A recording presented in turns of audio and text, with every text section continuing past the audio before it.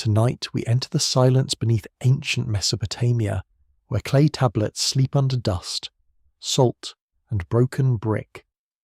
You stand at the edge of a world that is gone, yet still presses its fingers against the present.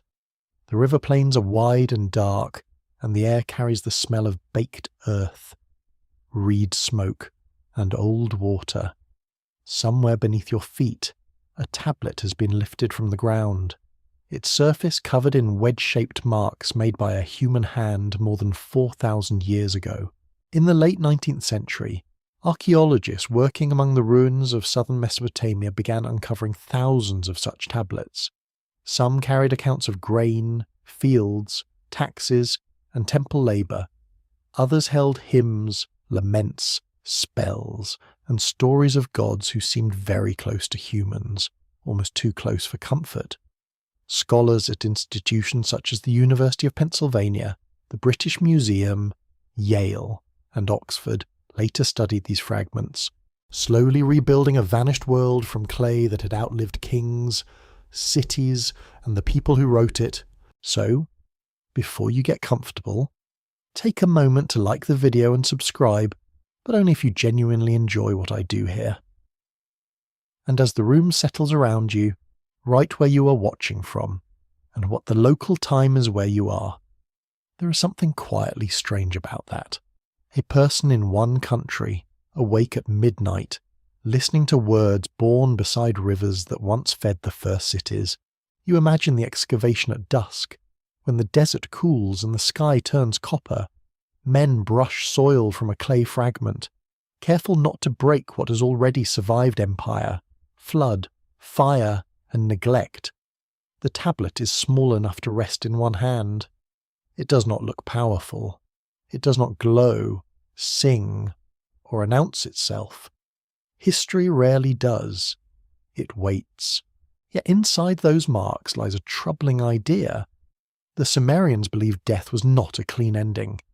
It was a passage, a slowing, a separation from the warm world of bread, family, and sunlight. The dead did not vanish at once. They became something quieter, thinner, and more dependent than the living like to admit. A shadow, a presence, a memory with hunger. That is the first unsettling truth. In Sumerian thought, the soul did not simply fly upward into light. There was no easy meadow waiting under a kind blue sky. The road went downward. It led to a dim country beneath the earth, a house of dust, ruled by powers older than any human city. And in the earliest moments, when breath had just left the body, the dead stood near the border of knowing and not knowing, the first hour after death, as imagined through these ancient fragments, was not measured by clocks. The Sumerians didn't picture a polished dial ticking beside a bed. Time belonged to lamps, shadows, lamentations, and the fading warmth of skin. The first hour was the interval when the living still touched the body, but the person was already becoming distant. It was the hour when the name still belonged to the mouth of the family, yet began to loosen from the one who had carried it. That is rather rude of death. Honestly, it arrives, takes the breath, and immediately begins rearranging identity like furniture in a dark room. You feel the hush of an ancient house in Ur, Nippur, or Lagash. The mud brick walls hold the heat of the day. A small lamp burns with oil.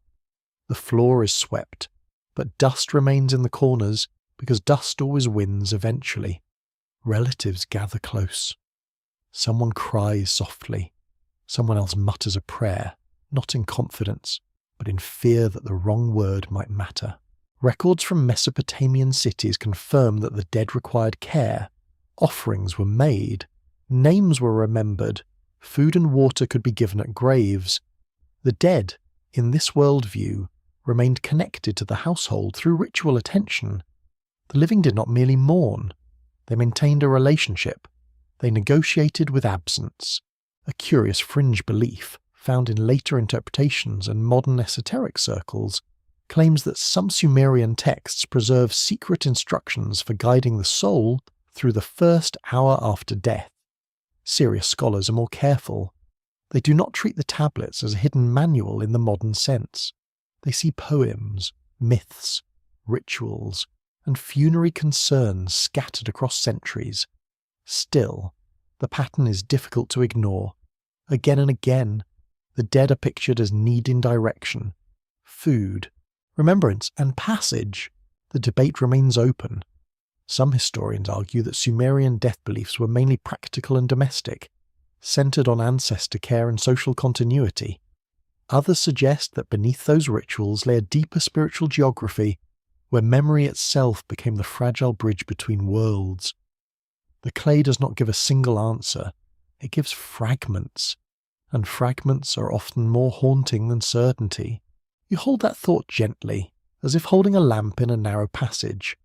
The Sumerians lived in a world where writing was still young, cities were rising, and gods were imagined as rulers with households, servants, tempers, and political interests. Their temples stood like artificial mountains above flat plains. Their canals carried life through a land where flood and drought could decide the fate of thousands. They understood dependence. They knew that survival required order, so perhaps it is not surprising that they imagined death as another system. Not chaos, not simple disappearance, a structure, a kingdom below, gates, rules, names, offerings, servants, judges, and food that no living person would choose. The dead entered a world arranged with terrible calm. For a moment it feels as though you can hear the stylus pressing into wet clay. Each mark is made quickly, decisively, by a trained scribe. He is not writing for you. He's writing for a temple, a school, a patron, a ritual, or perhaps for students learning old words by copying older ones. He cannot know that thousands of years later, you will sit in electric light, listening for the sound of a soul crossing into darkness. The hidden mystery begins there. What did they believe happened immediately after the final breath? Not after burial, not after judgment in some grand later theology. Immediately, in that first uncertain hour, when the body lay still, when relatives reached for oil, cloth, water, and lament. Where was the person who had just died? Sumerian language gives us the idea of a ghostly remnant, often understood as a shade or spirit of the dead. It was not a shining immortal self in the way many later traditions describe. It was a reduced being, dependent, diminished, and vulnerable to neglect. To be dead was not necessarily to be free. It could mean becoming less clear, less remembered, less able to speak. That is the part that chills softly.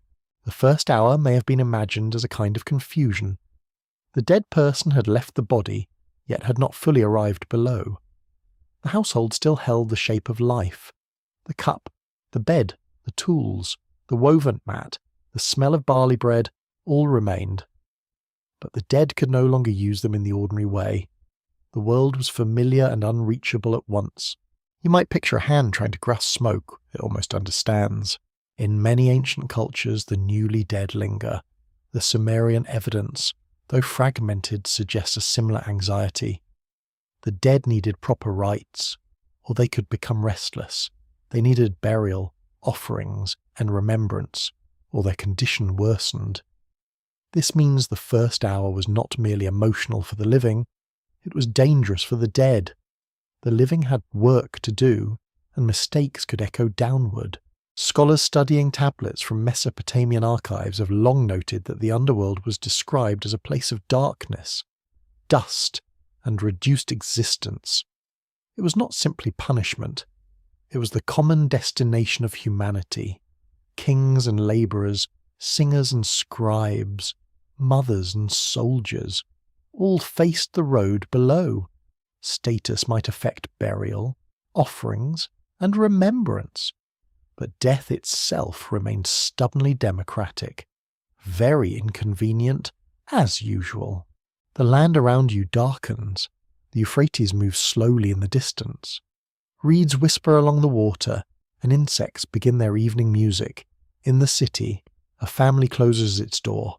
Inside, A body lies prepared, and beside it, someone speaks the name of the dead. That name matters. It anchors the soul. It calls the person back into shape, even as death begins to blur the edges. To be remembered is to remain partly formed. To be forgotten is to fall further into dust. The first hour after death, then, becomes the hour of loosening. Breath loosens from flesh. Name loosens from voice. Memory loosens from the mind that once carried it. The living try to hold all three, but their hands are only human. They wash, they mourn, they whisper, they bring water, they hope the words are enough. No tablet says this in the way a modern instruction book would. Ancient writing rarely answers modern questions so politely. Instead, the belief emerges through laments, myths, funerary practice, and descriptions of the dead below. You see the outline by candlelight, not the full face. That makes it stranger. That makes it feel almost true in the way dreams feel true when you wake too quickly. Perhaps the Sumerians were not trying to terrify anyone. Perhaps they were simply honest. They lived close to death, close to soil, close to hunger, close to the fragile systems that kept a city alive. They knew that memory fades unless someone tends it. They knew that names vanish unless someone speaks them. They knew that even kings become clay. And so, in the first hour, the dead begin their quiet change. They are still near enough to be loved, but already far enough to be lost. They hover at the edge of the house, the grave, the road, and the world beneath the world. They do not yet understand everything. Perhaps they do not understand anything. Perhaps that is why most souls never remember it, because the first hour is not a story told by the dead, it is a silence noticed by the living. It is the moment when the lamp flickers, the dust settles, and the person becomes a shadow with a name. Your mind drifts toward the old riverland, where the body is not imagined as a machine that simply stops. It is something more humble, more intimate, and more easily broken. It is clay warmed for a while by breath. It is mud shaped into walking memory. It is earth standing upright for a brief season beneath the sun. The Sumerians lived in a land where clay was everywhere. It formed the walls of houses, the tablets of scribes, the seals of merchants, and the bricks of temples. Clay held accounts, prayers, contracts, and myths. Clay became history because papyrus would have perished, leather would have rotted, and proud human voices would have disappeared into air. Very dramatic of clay, really, considering it begins as mud. So when Sumerian stories speak of human beings shaped from clay, the image is not distant or decorative. It is immediate, it is underfoot. It is in the hands of potters, builders, children, and scribes. You can almost feel it cooling against your palms, soft at first, then firming as the sun takes hold. A human body, in this world of thought, belongs to the ground before it belongs to itself. Records from ancient Mesopotamian literature preserve creation traditions in which humans are fashioned to serve divine purposes. In several related accounts, the gods need labour, order, and maintenance. Human beings enter the story as workers within a sacred household stretched across earth and heaven. Scholars at universities such as Chicago, Oxford, and Yale have long treated these myths as windows into early urban society, where temples, labour, and cosmic order were tightly connected. That fact matters quietly. The Sumerian body is not born into isolation. It is part of a system. It grows from earth, receives breath, performs work, eats grain, pours offerings, speaks names, and finally returns to the dark soil from which everything useful seems to come. Nothing in this vision is wasted. Nothing is fully private. Even the last breath has witnesses. You stand inside an ancient courtyard at daybreak. The air smells of damp reeds, animal dung, and barley mash. A woman kneads bread beside a low oven.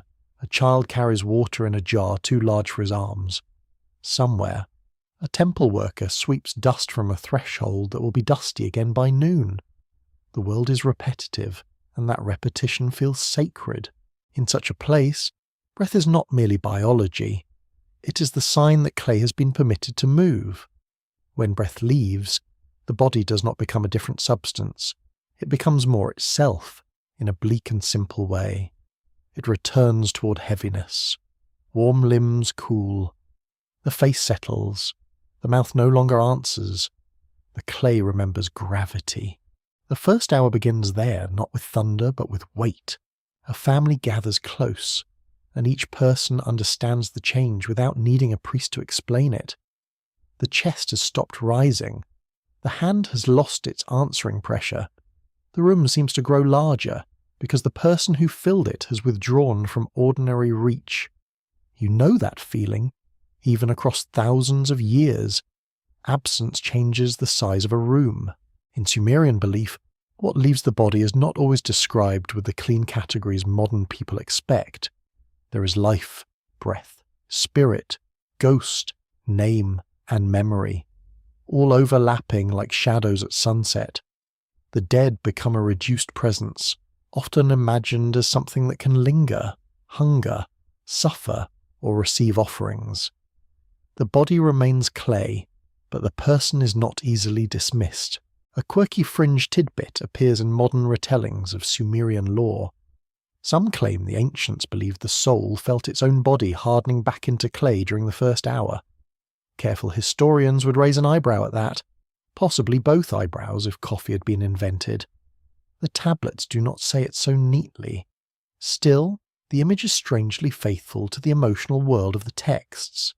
Life is animation, and death is the withdrawal of the power that made clay speak. The scholarly debate stays alive here. Some researchers interpret Mesopotamian creation stories as priestly explanations for social labour and temple economies. Others see them as deeper meditations on human fragility, where mortality is built into the material of creation itself. The discussion remains unsettled, because myth does several things at once. It explains work, honours gods, comforts grief, and quietly admits that human beings break. For a moment, it feels as though you can hear sandals on packed earth. Relatives move with care, because sudden gestures feel offensive in the presence of death. A bowl of water is brought. Cloth is folded. Oil glints in lamplight. The dead person's body is not yet a corpse in the cold administrative sense. It is still father, mother, spouse, child, neighbour, debtor, singer, baker, servant, scribe. The name remains close, yet inside the ancient imagination, separation has begun. The clay body lies on the mat, but the ghostly remainder is loosening from the habits of flesh. It may not understand the change at once. It may remain near familiar sounds, drawn to voices that once meant food, safety, or annoyance. Even annoyance becomes precious near death. The living world continues its ridiculous little tasks, and the newly dead can no longer interrupt them. You might picture the soul reaching for a cup and feeling no cup. It remembers thirst, but not how to drink. It remembers speech, but not how to make air obey. It remembers the body as a house, and discovers the door has closed from the wrong side. This is not a loud terror. It is a slow confusion, the kind that spreads like ink in water. The Sumerians did not imagine humans as naturally divine beings trapped in flesh, waiting to escape upward. Their myths often show humans as necessary, vulnerable, and dependent. They are made to sustain a world already ordered by powers older than themselves. Their dignity lies not in independence, but in participation. They grind grain, dig canals, make offerings, raise children, speak names, and bury the dead. In that worldview, the first hour after death is not an escape from duty. It is the moment duty changes hands. The dead can no longer tend the living. The living must tend the dead. Roles reverse with astonishing speed. A person who once poured water must now receive it. A mouth that once called others to supper must now depend on others speaking its name. There is something tender in that. Also, frankly, something a little unfair. The body's return to clay is physical, but it is also symbolic. Clay can be shaped, marked, dried, broken, buried, and sometimes recovered. A tablet survives because it hardens. A body disappears because it softens back into the earth. Both carry marks for a time. Both are vulnerable to fire, water, and neglect. Both depend on someone noticing them. You walk beyond the courtyard now, toward the edge of cultivated fields. The irrigation canals shine under pale light. The reeds click softly. The soil is black where water has recently touched it, and pale where salt has risen like a warning. This landscape teaches the same lesson every season. Life comes from mud, but mud is never fully obedient. It feeds and swallows with the same patient mouth. The Sumerian dead carried that landscape with them. The underworld was not imagined as a place of green abundance. It was dry, dim, and dusty. So the leaving of breath was also the beginning of thirst. The cooling of the body was the beginning of distance from bread, beer, oil, and sunlight. The soul, if that word can be used gently, entered a condition where earthly care still mattered. This is why most souls might never remember the first hour. Memory belongs to the living body more than we like to admit. It depends on breath, blood, smell, sound, and the warm machinery of recognition. When breath leaves the clay, memory may not vanish instantly. It may loosen unevenly. Faces may remain while names fade. Hunger may remain while hands are forgotten. Fear may remain without a clear reason. The first hour is therefore not a clean doorway. It is a muddy bank between river and field. One foot slips. One hand grasps reeds. The old world remains visible, but already unreachable. The new world has opened, but not yet explained itself, and the soul, shaped by clay and breath, begins to learn that it was never as solid as it felt. Around the body, the living whisper. They are not only grieving, they are helping form the path. Every touch, every washing, every spoken name presses shape into the departing presence, like a stylus pressing signs into clay. The person is becoming a tablet no one can read completely. The marks are there. The meaning is fading. Perhaps that is the oldest human sorrow. You are made from earth, lifted briefly into warmth, and taught to love what cannot stay. Then, when breath leaves, the clay lies still, and something quiet moves away without fully knowing where it has gone. For a moment, it feels as though the house itself has begun to listen. The mud brick walls hold their breath in the heat, and the reed ceiling creaks softly above the gathered family. Outside, the city continues with its ordinary stubbornness. A donkey complains in an alley. A potter shouts to an apprentice. Somewhere, a merchant argues over barley as if death has not entered the neighbourhood at all. Inside the room, everything is slower. You stand near the doorway, careful not to disturb the small order of grief. The air smells of oil, wool, dust, and human closeness. A lamp burns low, and its flame makes the shadows tremble along the wall. The body lies on a woven mat, recently washed, still familiar enough to break the heart. The face has changed only slightly, but that slightness is everything. In ancient Sumer, death did not belong only to the dead, it belonged to the household, the family, servants, neighbours, and ritual specialists all had roles to perform. Because a person's departure was also a disturbance in the living structure. Records from Mesopotamian cities confirm that burial practices often centred on the home, the family tomb, or spaces tied to kinship and inheritance. Archaeologists from American and European expeditions have found graves beneath floors, near houses, and within domestic zones. That fact gives the room a deeper weight.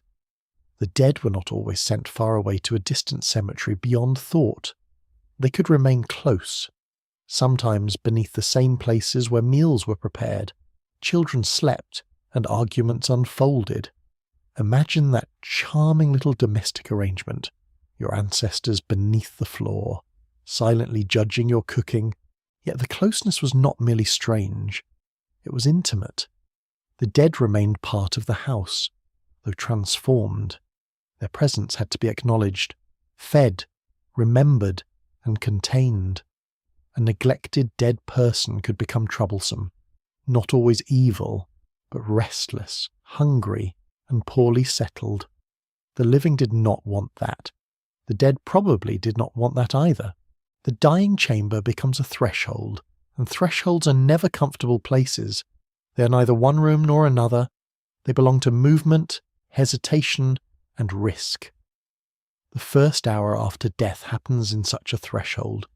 The person is no longer among the living in the usual way, but the rituals that settle the dead have not yet fully completed their work. Your ears catch the scrape of a clay bowl. Someone brings water. Someone else folds linen or wool. A woman hums a lament under her breath. Not yet a public cry, only the beginning of one. In the corner, a child is told to stay quiet, which of course makes the child breathe even louder. Grief rarely comes with perfect stage management. The room grows strangely heavy because everyone inside it understands that identity is being transferred. The body is still visible, the name is still spoken, the possessions are still nearby, but the person is becoming dependent on actions done by others: washing, wrapping, naming, feeding, mourning, carrying. Each task says the same thing in a different form. You are gone, but not abandoned. Scholars continue to debate how much ordinary Sumerians believed the ghost remained aware during these early rites. Some interpret the rituals as social duties directed mainly toward the living community. Others argue that the care given to the body reflects a genuine concern for the experience of the dead person's spirit. The tablets do not settle the matter politely. They murmur from broken edges, which is very on brand for ancient evidence. Still, the fear is clear enough. The dead needed proper handling. If a person was unburied, forgotten, or deprived of offerings, their ghost could suffer. Some texts describe the fate of those without descendants or burial as especially bleak.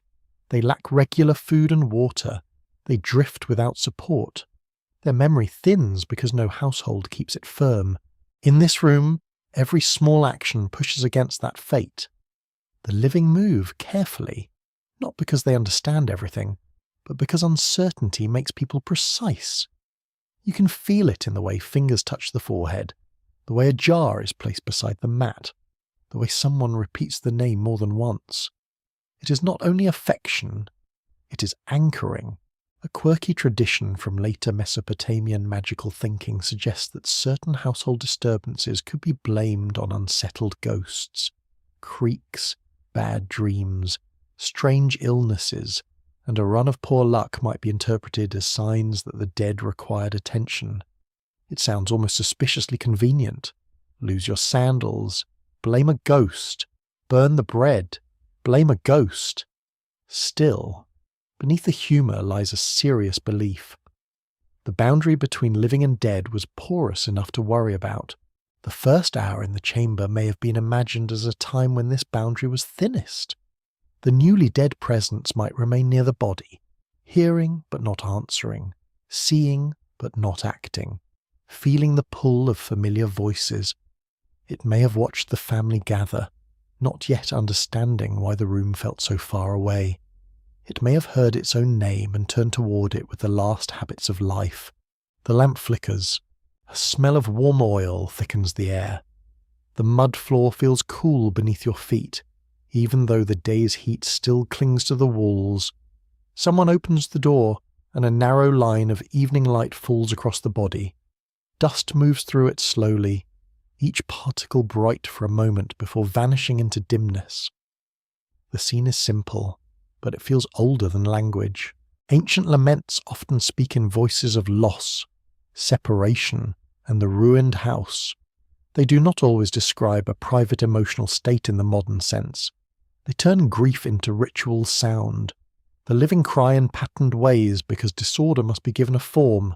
Even sorrow needs a container, or it spills everywhere and ruins the furniture of the soul. In Sumerian culture, professional lamentation became a powerful practice. especially in temple and royal contexts. Trained singers and ritual performers could give public shape to devastation. While the death of one ordinary person may have been smaller than the fall of a city, the principle was related. Grief spoken aloud helped guide a broken reality back toward order. You sense that order forming in the room. The body is washed, hair is smoothed, cloth is drawn around limbs, a small vessel may be prepared. Personal objects may be placed nearby, depending on status, family custom, and local practice. None of it feels random. Each object whispers that life had shape, and the dead must not pass into darkness as a mere accident. Yet the heaviness remains. Perhaps it comes from the knowledge that nothing done here can fully reverse the separation. The living can prepare the body but not restore breath. They can speak the name but not force an answer. They can pour water but not make the dead drink as they once drank. Ritual can carry love to the edge of the underworld, but it cannot make the road pleasant. There is an open scholarly question about whether early Mesopotamian funerary care was driven more by affection, obligation, fear, or some mixture of all three. A historian from a major university might call it a ritual economy of memory. A grieving sister would probably call it doing what must be done. The ancient room contains both interpretations, and neither cancels the other. You watch the family sit through the first quiet stretch of death. No one wants to leave first. That would feel wrong. The room has become a harbour for the departing presence, and departure takes time. Outside, darkness settles over the flat roofs. The river wind passes through the streets and brings the scent of wet reeds from the canals. Somewhere a dog barks, then thinks better of it. The dead person's belongings remain where they were left. A cup, a comb, a seal, a tool, perhaps a folded garment that still holds the shape of use. These things now seem too alive. They accuse the room simply by existing. They belong to habits that stopped without warning. The newly dead, in the Sumerian imagination, may have hovered among those habits, not as a powerful spirit with grand knowledge, but as a confused remainder, drawn to the bed, the cup, the doorway, the voices, drawn especially to the name. The name was the last bridge, and bridges are easy to lose in darkness. This is why the first hour feels so charged. The living are not only saying farewell, they are trying to keep the soul from dissolving too quickly into the nameless dust below. The room grows heavy because memory is doing physical work. It presses against death with water, oil, cloth, voice, and touch. You feel the pressure of that work in your own chest. Not fear exactly, not comfort either. Something between them. The ancient house settles into night, holding the dead in its centre. The family waits beside the body, and the lamp burns lower. In the silence, the first hour continues to close around the soul, soft as wool, dark as earth, and heavier than anyone expected. In your ears, the echo changes into something softer than speech. It is the sound of a person becoming difficult to locate, not gone in the simple sense, not present in the ordinary sense.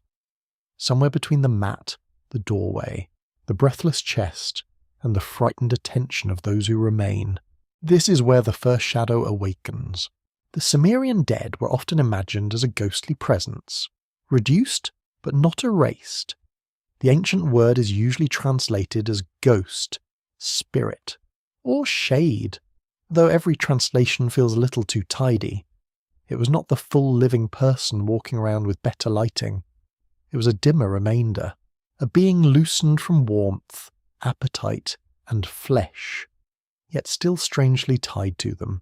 You stand beside the low wall of a family house as night gathers over the city. The moon has not yet risen.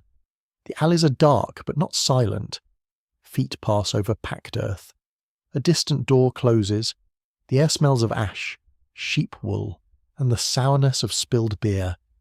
Inside the room, a body lies still, and somewhere near it, the newly dead begins to exist differently.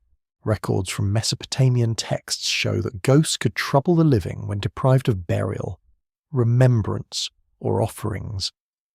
Ritual specialists developed ways to address such presences, not as imaginary decoration, but as part of a serious religious world.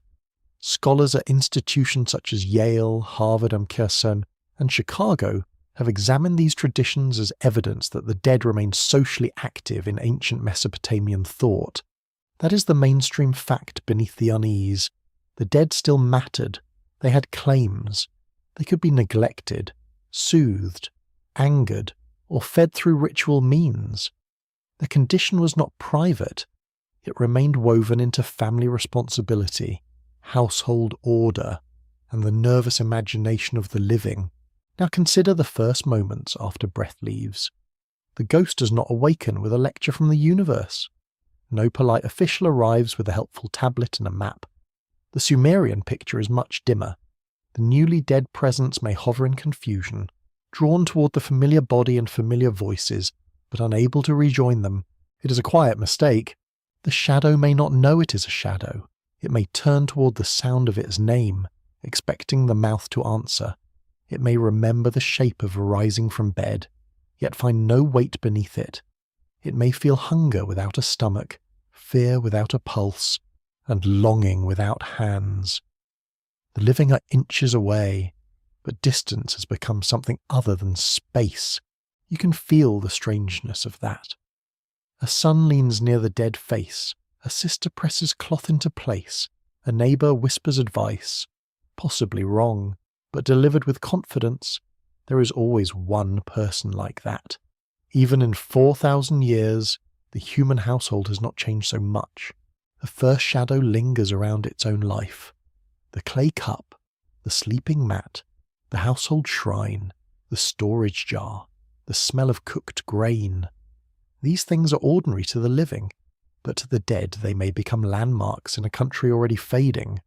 The soul, or shade, does not yet belong to the underworld. It also no longer belongs fully to the room. It occupies the terrible middle. Some later magical texts and ritual traditions from Mesopotamia speak of ghosts appearing in dreams, causing illness, or pressing upon the living with unresolved need. A quirky fringe interpretation claims that this means the first hour after death was believed to produce a duplicate body made of memory. That is not a standard scholarly conclusion. Still, the image carries a certain poetic truth.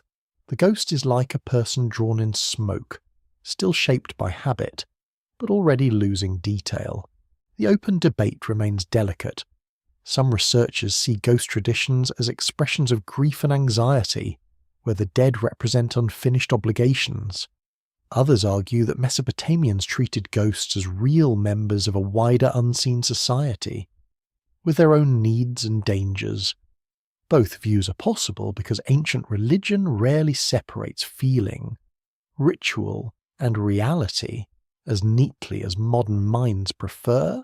The Sumerians knew that identity was not only inside a person, it lived around them, in names, houses, tools, kinship, duties, debts, and stories told by others. When the body died, that outer identity remained for a while, like warmth in a brick after sunset. The first shadow awakened inside that remaining warmth. But warmth fades. The newly dead presence may have stayed near its body because the body still explained it. The face, though still, was proof of who it had been. The hands, though cold, were records of labour. The scars, ornaments, hair, and posture all formed a final script written in flesh. To leave that script behind would be to begin forgetting the grammar of being alive. Your mind drifts to a scribe holding a clay tablet under lamplight. He studies older signs, copying them carefully because one broken wedge can change a name, an offering, or a god. Memory works like that too. It depends on small marks, a voice, a gesture, a scar near the thumb, a joke told too often. Remove enough marks, and the person becomes difficult to read. So the shadow awakens not as wisdom, but as uncertainty. It may know only fragments, the sound of weeping, the smell of oil, the pressure of being watched, the strange insult of seeing its own face from outside itself. Death is not only departure, it is also perspective, and perspective can be deeply inconvenient. In ancient Mesopotamian thought, the ghost of a person without proper burial could become especially distressed. Such a being might wander, thirst, or trouble those who failed in their obligations. That belief gives the first hour a practical urgency. The family must not simply collapse into emotion, they must act. They must help move the dead from dangerous nearness toward a more settled place. The room becomes a workshop of transformation. Cloth, oil, water, spoken names, gestures of lament, all work upon the invisible condition of the dead. The body is prepared for burial, but the shadow is also being prepared for separation. One task is seen, the other is guessed. You hear the murmur of women beginning a fuller lament. The sound rises and falls with controlled sorrow, like a river following its channel. It does not erase grief, it gives grief a path. Perhaps the shadow hears it as sound, perhaps as vibration, perhaps as the last music of belonging. Outside, stars appear above the flat roofs. The city is full of sleeping bodies, each still breathing, each still attached to its name by the thin cord of habit. No one thinks about breath until it stops. That is one of breath's many little vanities. It works constantly and accepts almost no applause. The shadow remains close, and in that closeness lies its tragedy. The living world has not changed enough to explain the separation. The cup is still there. The door still opens. The family still speaks. The body is still recognizable. Yet everything is now forbidden by silence. This may be why the first hour vanishes from memory. The shade awakens at the very moment its tools of remembering are being taken away. No beating heart to mark time, no eyes to hold images, no tongue to repeat a name, no warm hands to confirm the world by touch. Awareness may exist, but it has lost its instruments. A scholar might call this a ritual transition from personhood to ghosthood. A mourner would not call it anything. They would sit close, wipe their face, and keep speaking the name because speech is the only thread left in their hands. The first shadow awakens. But awakening is not understanding. It is a dim stirring beside the extinguished body. It is the sense that something has gone wrong, though nothing can be corrected. It is a presence shaped by love, fear, duty, and the stubborn objects of home. The lamp burns lower, the body grows colder, the family waits. And near them, almost close enough to be comforted, the shadow begins to learn that the living can no longer hear it. Your mind drifts into the narrow place where memory begins to fail, not all at once, and not with the kindness of sleep. It loosens slowly, like a knot worked by tired fingers in a darkened room. The name remains, the face remains, the hunger remains. Yet each part begins to float away from the others. The first hour after death, in the Sumerian imagination, is not only a passage through space, it is a passage through forgetting. The dead do not merely move away from the house, the bed, the cup, and the familiar voices. They also move away from the arrangements that made those things meaningful. A cup without a hand becomes a symbol. A doorway without feet becomes a boundary. A name without breath becomes a fragile sound held by others. You sense the newly dead presence turning toward the family. It knows them, or almost knows them. The shape of a daughter's shoulder, the rhythm of a husband's grief, the old annoyance of a neighbour speaking too loudly at the wrong time. Small details remain bright for a while, because small details often outlive grand declarations. Humanity is awkward like that. Then the brightness dims. Sumerian and wider Mesopotamian texts often describe the dead as inhabiting a reduced existence beneath the earth. Their condition depends partly on burial, offerings, and remembrance by the living. Scholars from major research universities have studied these beliefs through funerary records, incantations, myths, and household practices, finding a consistent concern with the continued care of ancestral spirits. The dead are not imagined as completely self-sufficient. That fact changes the meaning of memory. In this world, memory is not only stored inside the mind of the dead, it is kept alive through a social chain. The living speak the name, the living pour water, the living bring offerings, the living remember the place of burial. Without them, the dead do not simply become lonely, they become less securely themselves. You can imagine the shade trying to hold its own life together. A childhood courtyard appears, then fades. A mother's hand returns, then becomes only warmth. A field under harsh sunlight opens, then dissolves into the smell of dust. The dead person may not know whether these are memories, dreams, or pieces of a road being taken apart. It is not a clean forgetting. It is erosion. A quirky fringe tidbit often whispered through modern occult retellings claims that Sumerian priests believed souls forgot death because a dark river washed memory away almost immediately. The surviving Sumerian material does not give such a simple river scene. That sounds more like later traditions dressing the old underworld in borrowed clothing. Still, water does appear again and again as a gift to the dead, which makes the misunderstanding oddly understandable. Give people a few thousand years and they will add a dramatic river, naturally. The open debate here is quietly important. Some scholars argue that the loss of memory in ancient death beliefs is mostly implied by the bleak condition of the underworld. Others suggest that forgetting was not the main theme, but a modern interpretation drawn from texts about hunger, darkness, and neglected ghosts. The evidence speaks in fragments, and fragments resist being turned into one tidy map. Still, the emotional pattern remains. A dead person without offerings weakens. A dead person without descendants suffers. A dead person whose name is no longer spoken becomes vulnerable to a second kind of death, not the death of breath, the death of recognition. You stand now in a passage outside the house.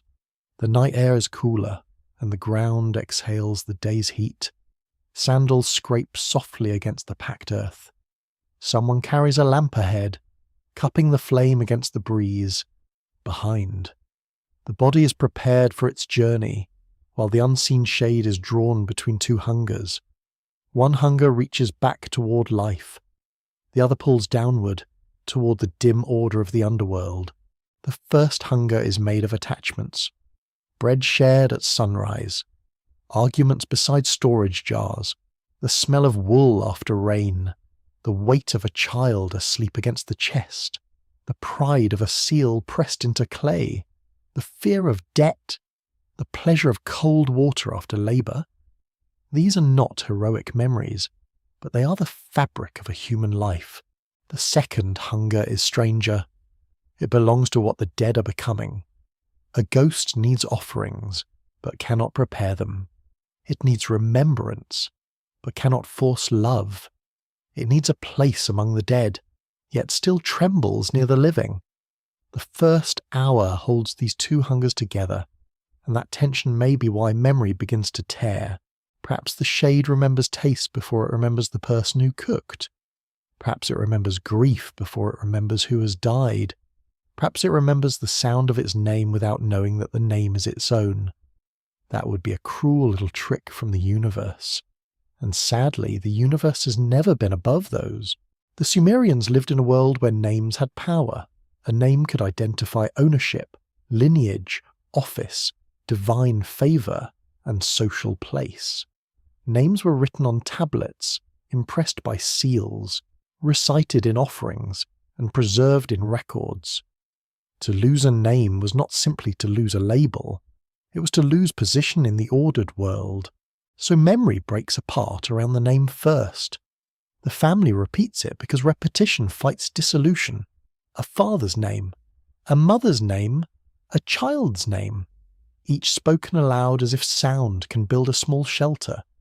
The shade may lean toward that shelter. It may gather itself around the syllables. For one moment, it is nearly whole again. Then silence returns. In the ancient underworld, the dead are often portrayed as dwelling in darkness, clothed in feathers or dust, deprived of normal nourishment. Such images are not random gloom. They describe a condition where earthly categories have weakened. Food becomes dust, water becomes precious, clothing becomes strange. The body's needs persist as shadows of needs, no longer satisfied in living ways. That is why memory cannot remain untouched. Hunger without a stomach is already a memory of hunger. Thirst without a mouth is a memory of thirst. Loneliness without the living body is a memory of human nearness. The dead do not simply feel these things, they become echoes of them. You hear a soft cry from within the house. It rises, then steadies. Someone has begun to mourn more openly. The sound carries through the doorway, over the threshold, into the street. Neighbours understand what it means. A household has changed. A place at the meal will remain empty. A voice that once answered has entered the region of no answer.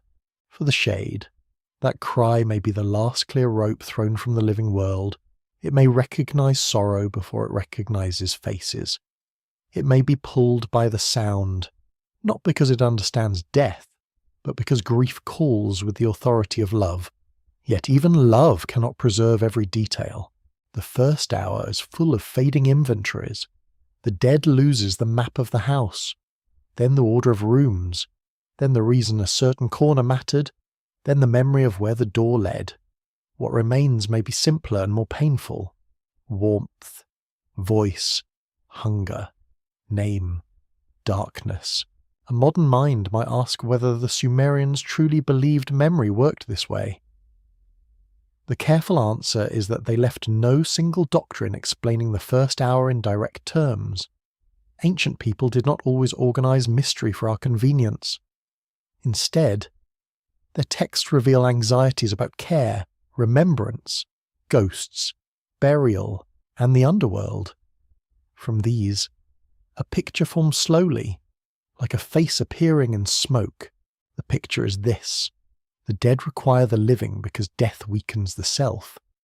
Ritual does not merely honour what is gone, it helps preserve what is still fading.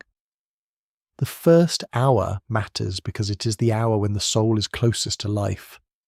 But already losing the tools life used to remember itself, you feel the room behind you grow quieter. The lamp flame bends. The air smells of oil and dust. Somewhere beneath the city, old graves rest under floors, and the ancestors lie in the dark below family life. They too were once in this first hour. They too had names spoken over cooling bodies. They too began as shadows holding fragments of light. Perhaps most souls never remember this hour because it is not built to be remembered. It is the hour that breaks the vessel holding memory. It is the hour when the clay cools, the breath disappears, and the name passes from the dead mouth into living mouths. What remains is not a story the soul can carry whole. It is a handful of impressions, falling slowly through darkness, a voice, a lamp, a touch, a name almost understood. Then dust gathers around the edges, and the first forgetting begins. The ground beneath your thoughts begins to slope, not sharply, and not like a cliff in a heroic tale. It lowers with the patience of a canal bank after floodwater has withdrawn. The living room fades behind you, and the old cities of the plain seem to sink into their own foundations. Brick by brick, stair by stair, the world leans downward. The Sumerians imagined the realm of the dead beneath the earth. It was not a shining court above the clouds, nor a garden waiting behind a golden gate. It was below, beneath floors, beneath fields, beneath temple platforms, beneath the patient clay that received bodies and preserved tablets. The road to death was also a road into depth. You feel the air change first. The smell of cooking grain and lamp oil thins into something mineral, dry and old. The path underfoot is not paved for comfort. It is dust pressed by countless invisible feet. No birds call here, no market voices bargain. The underworld does not need to shout. It has already won every argument. In Sumerian literature, this lower realm appears as a great house from which no ordinary person returns. It is described through images of darkness, dust, confinement, gates, and diminished existence. Scholars working with ancient Mesopotamian texts at universities such as Pennsylvania, Chicago, and Oxford have shown that these underworld ideas stretch across myths, laments, rituals, and later Akkadian traditions. The dead were believed to enter a real and ordered region beyond ordinary human reach. That fact matters because the Sumerian underworld was not vague emptiness. It had structure, it had rulers, it had roads, thresholds, and terrifying forms of administration. Of course there was administration. Humanity invents paperwork, and then imagines the dead cannot escape it either. The gate beneath the world is not reached by a single step. The newly dead presence drifts toward it through the weakening of familiar things. A house becomes a memory becomes a sound becomes a pull in darkness. The path opens, not because the soul chooses it, but because death has a geography of its own. You walk across a landscape that resembles the river plain after everything living has been removed. The soil is pale and cracked, reeds stand without green, the horizon is low, flat, and uncertain. Above, there may be no sky, only a ceiling of shadow. The silence has weight, and that weight presses gently on every thought. This is the road of dust. The ancient texts suggest that the dead pass into a place where ordinary pleasures become thin reflections. They do not feast as the living feast. They do not drink as the living drink. They exist in a reduced condition, dependent on what the living provide through offerings and remembrance. The underworld is therefore not only a place, it is a condition of having less warmth, less clarity, less voice. A curious fringe tidbit from modern speculative readings claims the Sumerians hid an exact map of the underworld inside temple layouts and city plans. This is not accepted by mainstream historians. No serious scholar would place a pin on a map and declare, with heroic confidence, that the third alley behind the bakery was secretly a gate of death. Still, the idea has a strange charm because Sumerian cities were built with sacred order in mind. Temples, canals, houses, tombs, and streets all formed a world where the divine and ordinary touched constantly. The scholarly debate remains rich. Some specialists interpret the underworld descriptions as poetic images of burial and decay, shaped by the physical experience of placing bodies below ground. Others argue that Mesopotamians imagined a more literal, invisible realm, governed by divine powers and ritual law. The evidence supports caution, but it also refuses to become merely symbolic. Ancient belief often lived in both places at once. The gate itself rises in your mind from darkness. It is not shining. It is not decorated for visitors. It feels like something functional and old, made for crossing rather than admiration. The doorposts are heavy. The threshold is worn. Many have passed here. Kings with carved seals and labourers with cracked hands, brides, infants, singers, farmers, scribes, and prisoners. Death is very inclusive. Annoyingly so. At this gate, the newly dead presence may begin to understand separation more fully. The living voices no longer carry with the same strength. The house is no longer a place it can find by turning around. The path behind is closing, not violently, but with the calm inevitability of evening. The soul has moved from confusion into descent. You hear a low sound, like wind moving through a sealed chamber. It might be lament. It might be the breathing of the earth. The Sumerian imagination places powerful female divinities in relation to the underworld, especially its queen, who rules with an authority that is not gentle but is absolute. Her realm does not exist to comfort the living. It receives the dead because that is what the cosmic order requires. The first hour after death may not have been pictured as a full arrival below, but the pull toward the gate begins early. The shade feels the direction of the underworld before it sees any throne or judge. It is drawn by a law older than personal desire. Flesh belongs to clay. Breath departs. The remainder travels downward. There is a strange fairness in this bleakness. The Sumerian underworld does not reserve darkness only for the wicked. It waits for everyone. Moral judgment, in the later familiar sense, is not the central theme. What matters is status, burial, offerings, descendants, and proper ritual integration into the world of the dead. A good person could still face a hungry afterlife if forgotten. A powerful person could still become dust beneath the same earth. That is deeply uncomfortable. You step closer to the gate and feel the texture of it, rough as ancient timber or baked brick. The surface seems marked by countless touches. Not hands exactly, because many who reached this point no longer possessed hands in the living way, more like impressions of longing. Each mark says someone once arrived here still carrying traces of sunlight. Behind the gate lies the house of no return. That phrase is famous because it is so brutally simple. It does not threaten. It states, a house can shelter, but it can also contain. The dead enter a dwelling whose door does not open back into morning.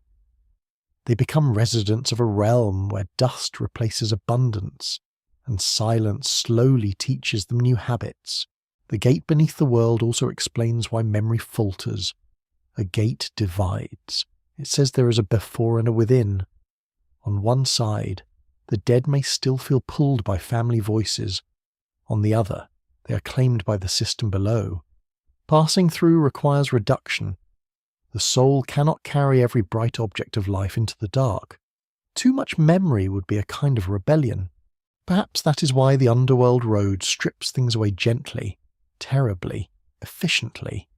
First the dead lose the room, then the street, then the sound of water in jars, then the faces begin to blur at their edges. What remains is enough to suffer, but not always enough to understand the suffering. A lamp from the living house still burns somewhere far above. Its flame is no longer visible, yet its meaning travels downward through ritual. Each offering poured upon the earth is like a message dropped into a sealed well. The dead may not hear words clearly, but they receive the fact of being remembered. In this system, remembrance becomes provision. The gate waits. You stand before it in the slow pressure of ancient night, aware that this is not a place designed for answers. It is a place designed for transition. The first hour after death bends toward this threshold, carrying the soul away from breath, away from household warmth, away from the stubborn objects that once proved identity. The road is dry, the walls are silent, the dust is patient, and somewhere beneath the world of rivers and baked brick, the gate opens inward, not with drama, but with the old calm of something that has opened for everyone. The passage narrows until the silence seems to have walls. You feel them without touching them, close on either side, pressing the soul into a thinner shape. The road beneath the world no longer feels like a road made for wandering. It feels measured, watched, and recorded. Something here has rules. The Sumerian dead do not pass into a formless dream. They approach a system older than their own breath. Behind the dust and dimness stands an order of powers, servants, gatekeepers, messengers, and divine authorities. The underworld may be dark, but it is not empty. That is the uncomfortable part. Empty darkness is frightening enough. Occupied darkness is rather more organized. You sense figures ahead, not clearly at first. They are not human in the ordinary way, yet they resemble human authority too closely to dismiss. A keeper of a threshold, a messenger who knows the correct names, a scribe who marks arrival, a silent attendant who does not need to explain anything. Their presence changes the air, as officials always do, even when they are dead officials. In Sumerian and broader Mesopotamian traditions, gods and divine servants govern the realm below. The queen of the underworld rules with severe authority, while other beings attend gates, carry messages, and enforce the laws of descent. Scholars from institutions such as Stanford, Yale, and the University of Pennsylvania have treated these figures as part of a structured religious imagination, not as random monsters scattered through myth. That fact reveals something essential. Death had administration. The dead entered a realm where power was arranged through offices, names, and ranks, and responsibilities. This pattern reflects the urban world of ancient Mesopotamia, where temples, palaces, scribes, labour crews, and officials shaped daily life. Even the unseen world carries the stamp of the city. Of course it does. Humans build bureaucracy, then imagine eternity as a front desk. The watchers of the passage do not need to be cruel to be frightening. Their calm is enough. They do not rush. They do not shout. They have seen every kind of arrival. The proud king who expected ceremony. The poor labourer who expected nothing. The mother still reaching backward in grief. The old man irritated to discover that death also involves procedure. You stand near the first threshold, where a name may be required. Names matter here because names anchor identity. The newly dead presence, already weakened by separation, must still be recognized as someone. If the name is steady, the shade has shape. If the name falters, the shade becomes more vulnerable to the dust. The gatekeeper does not comfort the uncertain. He waits. The ancient world often imagined passage as a series of guarded points. In the famous story of a goddess descending into the underworld, each gate requires the removal of something held by the traveller. This divine myth does not give a simple manual for ordinary death, but it shows a powerful pattern. Descent means stripping away status, ornament, force, and identity. The deeper one goes, the less one carries. A quirky fringe tidbit claims that Sumerian gatekeepers erased memories by touching the forehead of the dead with a reed stylus. No surviving academic reading supports that charmingly specific image. It sounds like someone took scribes, ghosts, and a dramatic mood, then stirred them together in a very suspicious pot. Yet the symbolic idea has weight. Writing fixes memory on clay, while death seems to remove memory from the soul. A stylus that erases is not historical fact, but it is a haunting metaphor. The open scholarly debate concerns whether these underworld attendants represent actual beings in ancient belief, ritual roles reflected in myth, or poetic expressions of social control. Some researchers emphasize religious realism, where the gods and spirits were genuinely present to ancient minds. Others focus on symbolic structure, where the underworld mirrors the palace and temple systems familiar to city dwellers. The most careful answer may be that it does both at once. You notice how the passage changes as the soul nears the watchers. The dust is less like weather and more like a veil. Sounds arrive slowly. A distant lament from the living world becomes faint, as though heard through mud, brick, and water.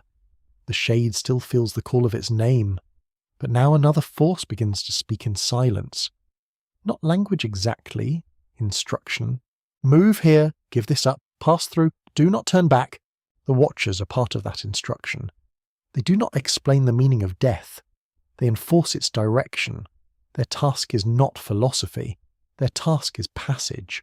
A soul still carrying too much of life may cling to the wrong places, linger near the house, trouble dreams, or refuse settlement. The underworld system draws it onward, reducing confusion into order. There is a mercy hidden in that, perhaps a severe mercy, naturally, because ancient Mesopotamian deities were not in the habit of handing out warm blankets and encouraging little speeches. Still, a watched passage is not a meaningless fall. Someone, or something, knows where the dead must go. The scribe of the passage appears in your imagination beside a low table of shadowed clay. His hand moves without hurry. He records not biography, not childhood, not the sound of laughter at a meal, but arrival. The living person was made of thousands of details. The dead entrant becomes a line in a darker account. That reduction is terrifying. It is also familiar. Ancient Mesopotamian society depended on records. Grain, fields, labour, offerings, taxes, rations, temple goods, and legal claims were written down. A person could be known through obligations and entries. The underworld continues that logic in mythic form. To enter death is to become part of another ledger, one kept beyond the reach of correction. The newly dead shade may sense this recording as a loss. It is no longer the full story it once felt itself to be. It is a name, a status, a relation to offerings, a place among the dead. The watchers see what the living cannot bear to see. They see the human person translated into underworld terms. You feel coldness along the passage. Though no wind moves, it is the coldness of being classified. The soul that was once warm with private thought now approaches beings who do not care about its favourite bowl, its secret shame, or the song it hummed while grinding grain. That seems rude. But death, as noted, has never been famous for manners. Yet the watchers may not be enemies. They are guardians of boundaries. Without boundaries, the dead would spill back into the living world, and the living would never sleep. Without boundaries, grief would have no edge. The first hour would stretch endlessly, trapping souls beside cooling bodies and trapping families beside impossible hope. A gate can be cruel, but it can also close a wound. In some Mesopotamian rituals, specialists addressed troublesome ghosts through precise words, offerings, and commands. This shows a belief that unseen beings responded to correct procedure. The same logic hovers around the passage below. The proper name, the proper rite, the proper offering, the proper burial. These are not decorations. They are tools used against disorder. The watchers stand where disorder threatens. They separate the newly dead from the house, from the body, from the panic of unfinished attachment. They do not preserve every memory. They preserve the shape needed for entry. That may be why so much is lost. The underworld does not require your whole life story. It requires your place in its system. You hear a gate open, not loudly, but with a deep inward sound. The shade moves, or is moved. A watcher turns without expression. Another seems to listen for the echo of a name rising from the living world. The name arrives faintly, wrapped in grief, and for one small moment the soul steadies. Then the passage continues. Perhaps most souls never remember the first hour because the watchers do not guard memory. They guard transition. Their duty is not to preserve the warmth of life, but to guide the dead into the order below. What cannot pass cleanly is stripped away. What remains is quieter, dimmer, and less able to look back. The darkness ahead is not empty. It is staffed, sealed, and ancient. And as the soul moves between the watchers of the passage, the first hour becomes less like a memory and more like a record written in dust, kept by hands the living will never see. The name is the last bright thread, and you feel it stretching through the dark. It does not shine like fire. It shines like a sound remembered in the chest. A mother calling from a doorway, a friend laughing across a courtyard, a priest speaking carefully over water and dust. In the Sumerian world, a name is not merely a convenient label. It is a position in the human order. It tells others where to place you among parents, children, ancestors, households, debts, promises, and offerings. The name is the little house that language builds around the soul. Once that house collapses, the dead become harder to find. You stand in the dim passage where the air tastes dry and old. Behind the shade, living voices still rise faintly from the upper world. They speak the name with urgency, love, fear, and ritual habit. Ahead, the underworld waits with its own colder grammar. Between those two forces, the dead person trembles around syllables that once felt perfectly ordinary. The Sumerians and their Mesopotamian successors treated the remembrance of the dead as a serious duty. Texts and ritual evidence show that offerings could be made to ancestors, and that the neglected dead were feared as restless or deprived. Scholars at universities such as Yale, Chicago, and Pennsylvania have studied these practices as part of a household system where kinship continued beyond the grave. That fact gives the name a practical force. To speak the dead person's name is to keep that person available to care. The name tells the offering where to go. at least in the logic of ritual. Water poured for no one in particular becomes only water. Water poured for a named dead person becomes a bridge. Simple and strangely powerful. The newly dead shade depends on that bridge more than it understands. It may feel the spoken name as a tug through darkness. Not a command, exactly, but a shape. The name gathers scattered memory for a moment. It calls the shade back from being only hunger, fear, and dust.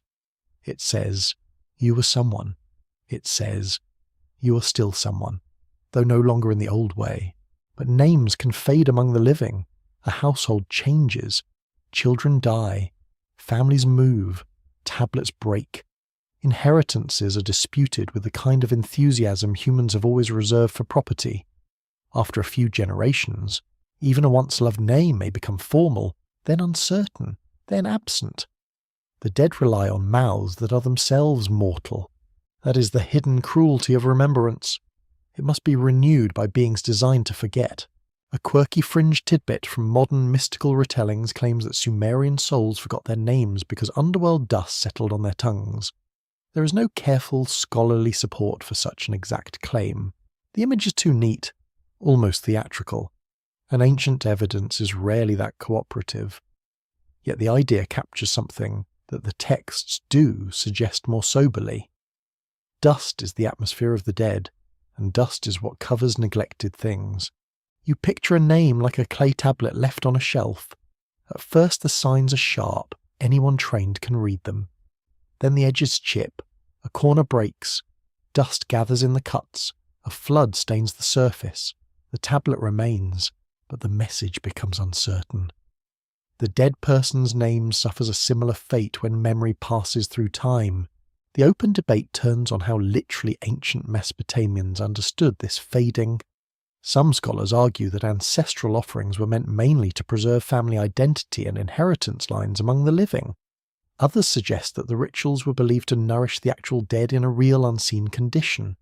A third view gently refuses to separate those ideas, because in ancient households, social memory and spiritual survival could be the same action. You feel how easily a soul might lose its name in the first hour. The body no longer speaks it from inside. The shade has lost the tongue that once answered to it. The living must now carry the name externally, almost like a jar of water carried through a dark street. If they stumble, the contents spill. The soul may hear its name and not recognize it fully. It may feel drawn to it without knowing why. It may remember the sound as belonging to warmth, food, anger, affection, and daily command. Names are often spoken most frequently in small irritations. Come here. Stop that. Bring water. Do not touch that jar. Astonishingly, these ordinary scoldings help build the self. The underworld does not care for such domestic poetry. It receives what enters. It classifies, settles, and dims. The name that once rang through courtyards becomes an identifier in a darker order. It no longer calls a person to supper. It locates a ghost among ghosts. This is why the living repeat names in ritual settings. Repetition resists the underworld's flattening. It keeps the dead connected to particular hands, particular rooms, and particular griefs. A ghost with a remembered name may still belong somewhere. A nameless ghost risks becoming only part of the general darkness. That idea appears in many forms across ancient Mesopotamian concern for the unburied or forgotten dead. Those without descendants or proper rites are imagined as especially pitiful. They lack the regular channels through which care reaches the underworld. Their hunger is not only physical, it is social. No one knows where to send love. You pause near a wall of darkness, and the wall seems filled with unheard names. Some were once shouted in markets. Some were whispered beside sleeping children. Some were pressed into clay and baked hard by accident in ancient fires. Some were never written at all. They passed from mouth to mouth until the last mouth closed. The name is not immortal by itself. It needs witnesses. There is a gentle scholarly argument about whether writing changed how Mesopotamians imagined survival.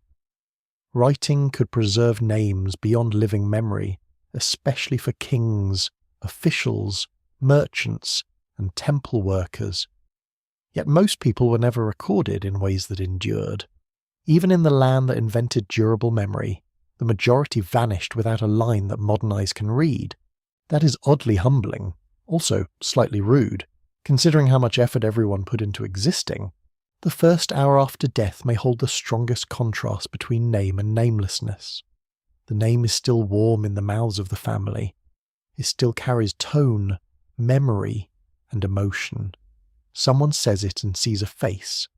Someone else says it and remembers a fault, because love rarely edits cleanly. The dead person remains vivid because the living have not yet learned the new emptiness. But below, the processes of fading begin. The shade's own grip weakens first. It cannot rehearse its identity in the old way. It cannot speak aloud to confirm itself. It cannot point to its body and say, "That is mine." The body is becoming an object of care, while the person becomes an object of memory. The living world is full of anchors, floors, doors, baskets, tools, scars, children, work, arguments, meals. The underworld is full of reduction, dust, darkness, hunger, rank, silence, and dependence. A name travels between those worlds like a fragile reed boat on black water. It may arrive, it may break. You imagine the family pouring water and speaking carefully. The gesture is small, but in the ancient mind it reaches downward. It addresses someone specific. It refuses to let the dead dissolve entirely into the crowd beneath the earth. It says, "Here is water for you, not for any shadow, not for the nameless many, but for you." The shade steadies again, for a breathless instant.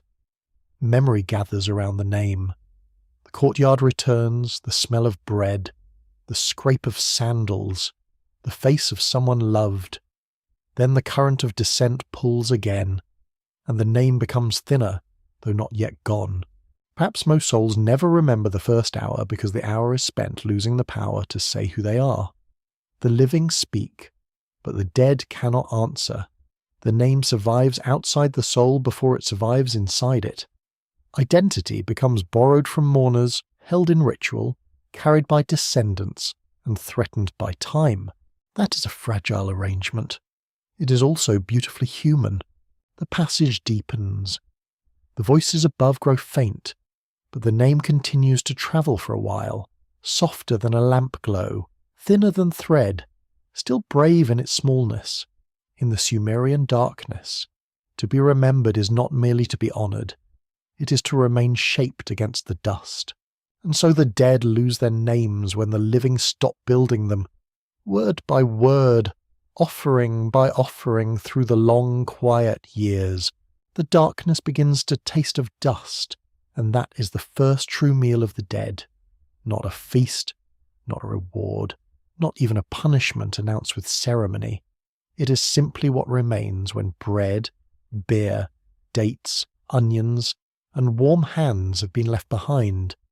The mouth remembers abundance, but the underworld offers something thinner. You feel the passage open into a vast dim chamber beneath the world. It is not empty, though emptiness would be easier. Shapes move there with slow patience, each one reduced by the same dry hunger. They do not gather at shining tables. They do not recline under painted ceilings. They dwell in a country where dust settles into hair, clothing, breath, and memory. In Mesopotamian descriptions of the underworld, the dead are often said to eat dust and clay, and to live in darkness. This image appears in major literary traditions studied by scholars at institutions such as Oxford, Chicago, and the University of Pennsylvania. The phrase is not casual decoration. It gives the afterlife a texture, a taste, and a terrible poverty. That fact reveals how seriously ancient people imagined the difference between life and death. Life meant grain, water, oil, meat when fortune allowed, beer shared in cups, and meals that tied households together. Death meant dependence on offerings, and without those offerings, a ghost nourishment became the dry matter of the grave itself. Dust was not merely scenery. Dust was diet. A cheerful thought for bedtime, naturally, yet the image is not only grim. It also explains why the first hour after death mattered with such urgency. The newly dead present still remembers taste. It remembers the softness of bread, the sour comfort of beer, the sweetness of dates, and the shock of cold water. These memories do not vanish politely. They remain as hunger. But the body that knew how to satisfy hunger is gone. You stand near an underworld gathering place, where the ground is pale and fine as ash. No cooking smoke rises, no pots simmer, no baker slaps dough against the wall of an oven. The dead exist among traces of nourishment. Not nourishment itself. Their meals are like echoes of meals, stripped of warmth, smell, and conversation. In the living world, food is never only food, it is status, affection, labour, festival, obligation, and memory. A mother gives bread to a child. A worker receives rations from a temple storehouse. A guest is honoured with beer. A mourner places offerings near the dead. Every act of feeding says that someone belongs within a human order. In the underworld, that order becomes fragile. If the living remember, the dead may receive water and sustenance through ritual practice. If the living forget, the ghost falls back upon dust. The hunger of the dead is therefore also the hunger to remain connected. They need food because they need proof that they have not been abandoned. A quirky fringe tidbit claims that Sumerian mourners sometimes feared the dead could taste the emotions mixed into offerings. Bitter grief made bitter water, so the story goes. Careful evidence does not confirm such a tidy rule. Still, it feels oddly believable in a poetic sense. Anyone who has eaten during mourning knows that food can taste like sorrow, even with perfectly respectable seasoning. The open scholarly debate concerns how literally these meals of dust were understood. Some historians interpret them as poetic descriptions of burial, where bodies return to clay and the grave supplies the imagery. Others argue that ancient Mesopotamians believed the dead truly continued in a diminished unseen existence, receiving or lacking nourishment according to ritual care. The texts leave both doors partly open. You notice that the underworld is not described as a place where all appetite ends. That would be simpler. Instead, appetite continues in reduced form. Hunger remains, thirst remains, longing remains. Death does not erase desire. It changes the conditions under which desire suffers. This is a deeply human fear. To want, but not to have. To remember, but not to reach. To hunger, but not to possess the body that once made hunger useful. The first hour carries the soul toward that condition, while memories of living food are still bright enough to wound. Perhaps the newly dead shade remembers the last meal. A bowl of barley porridge, a date pressed between tired fingers, a cup of beer passed across a threshold. Maybe it remembers refusing food because illness had already turned the stomach away. That refusal now becomes strange. The shade does not need a stomach to regret. The underworld food is dust because dust is what touches everyone. Dust on sandals, dust on tablets, dust on bricks, dust on the faces of labourers, dust in the corners of houses no broom can fully defeat. In Mesopotamia, dust was not symbolic from a safe distance. It was a daily companion. Death simply made it permanent. You hear a faint scraping sound, like hands moving through dry soil. The dead are not feasting. They are enduring. Their existence is not fiery torment, but a grey continuation where lack becomes the atmosphere. There is no loud punishment here, only reduction, which is in some ways worse because it feels so plausible. Water becomes even more precious in this darkness. In the river plains, water meant fields, canals, survival, and divine favour. Too little water brought famine, too much brought destruction. The living spent immense labour controlling it, guiding it, storing it, and arguing about it. Because civilization has always enjoyed turning water into paperwork. For the dead, Water poured by the living could carry care downward. The offering was small in the visible world, perhaps only a libation into soil or at a grave, yet in the ritual imagination it reached the ghost as relief from the dry country below. Water remembered the living body on behalf of the dead. This makes the first hour especially poignant. The newly dead shade may still remember water as touch, sound, and taste. It remembers jars cooling in shade. It remembers hands wet from washing grain. It remembers the shine of canals at dawn. Then the descent teaches a new thirst, one that depends on voices above. A major historical pattern supports this fear. Mesopotamian households maintained relationships with ancestors through offerings, and texts express concern for those without descendants. A ghost with many sons was sometimes imagined as better provided than one with none. It is a practical, almost brutal thought. Family becomes afterlife infrastructure. That is rather efficient, also emotionally exhausting. The food of dust and darkness also reveals a social truth hidden inside myth. The living poor knew hunger. They knew ration lists, bad harvests, debts, and the thin line between enough and not enough. When they imagined the dead as hungry, they were not inventing a distant fantasy. They were extending familiar vulnerability beyond the grave. Death did not make humans grand. It made them dependent in a new direction. You feel the underworld chamber stretch outward. Countless shades sit or drift in dimness, each one shaped by what has been given, remembered, or forgotten. Some may receive offerings from devoted households. Some may exist on almost nothing. Some may have lost the thread of their own names and become part of the general murmur below. The first hour brings the soul toward this murmur before it knows how to belong to it. It still carries the memory of warm bread, but the air offers dust. It still remembers water, but the dark is dry.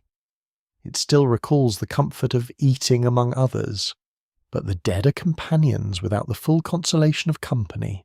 Perhaps that is why the first hour disappears from later memory. It is too full of contradiction. The soul remembers the pleasures of the body exactly when it can no longer use the body. It enters hunger without digestion, thirst without lips, community without conversation, darkness without sleep. No living mind could store that clearly. No dead mind is strong enough to keep it whole. The dust settles. The bitter water waits. The dead learn slowly that nourishment now comes from remembrance, and remembrance comes from people who will one day need the same gift.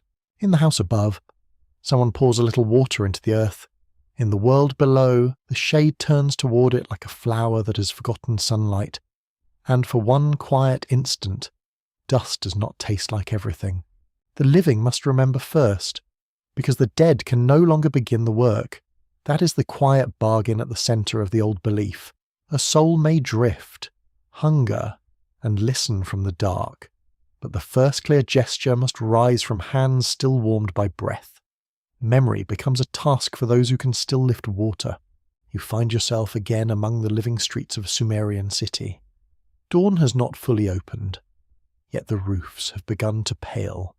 A rooster calls from somewhere beyond a wall. A woman grinds grain with steady arms. A donkey stamps beside a gate, offended by existence in the usual donkey manner. The world resumes, even around a house where grief has not yet learned how to stand. Inside, the household prepares to act. The rites for the dead were not only private expressions of sorrow, they were acts of maintenance, joining the living house to the hidden house below.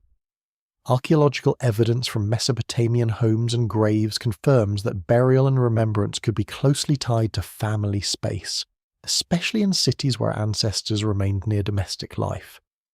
Scholars at major universities have long recognized this as part of a broad system of kinship, inheritance, and ritual obligation.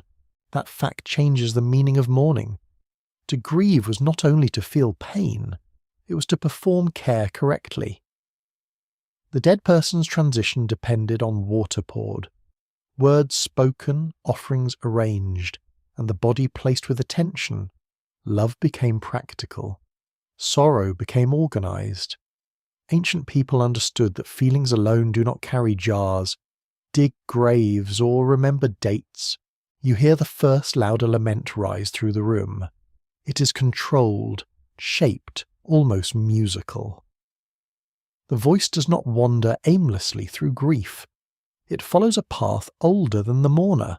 In the sound, loss becomes public, and the household announces that a person has crossed from one condition into another.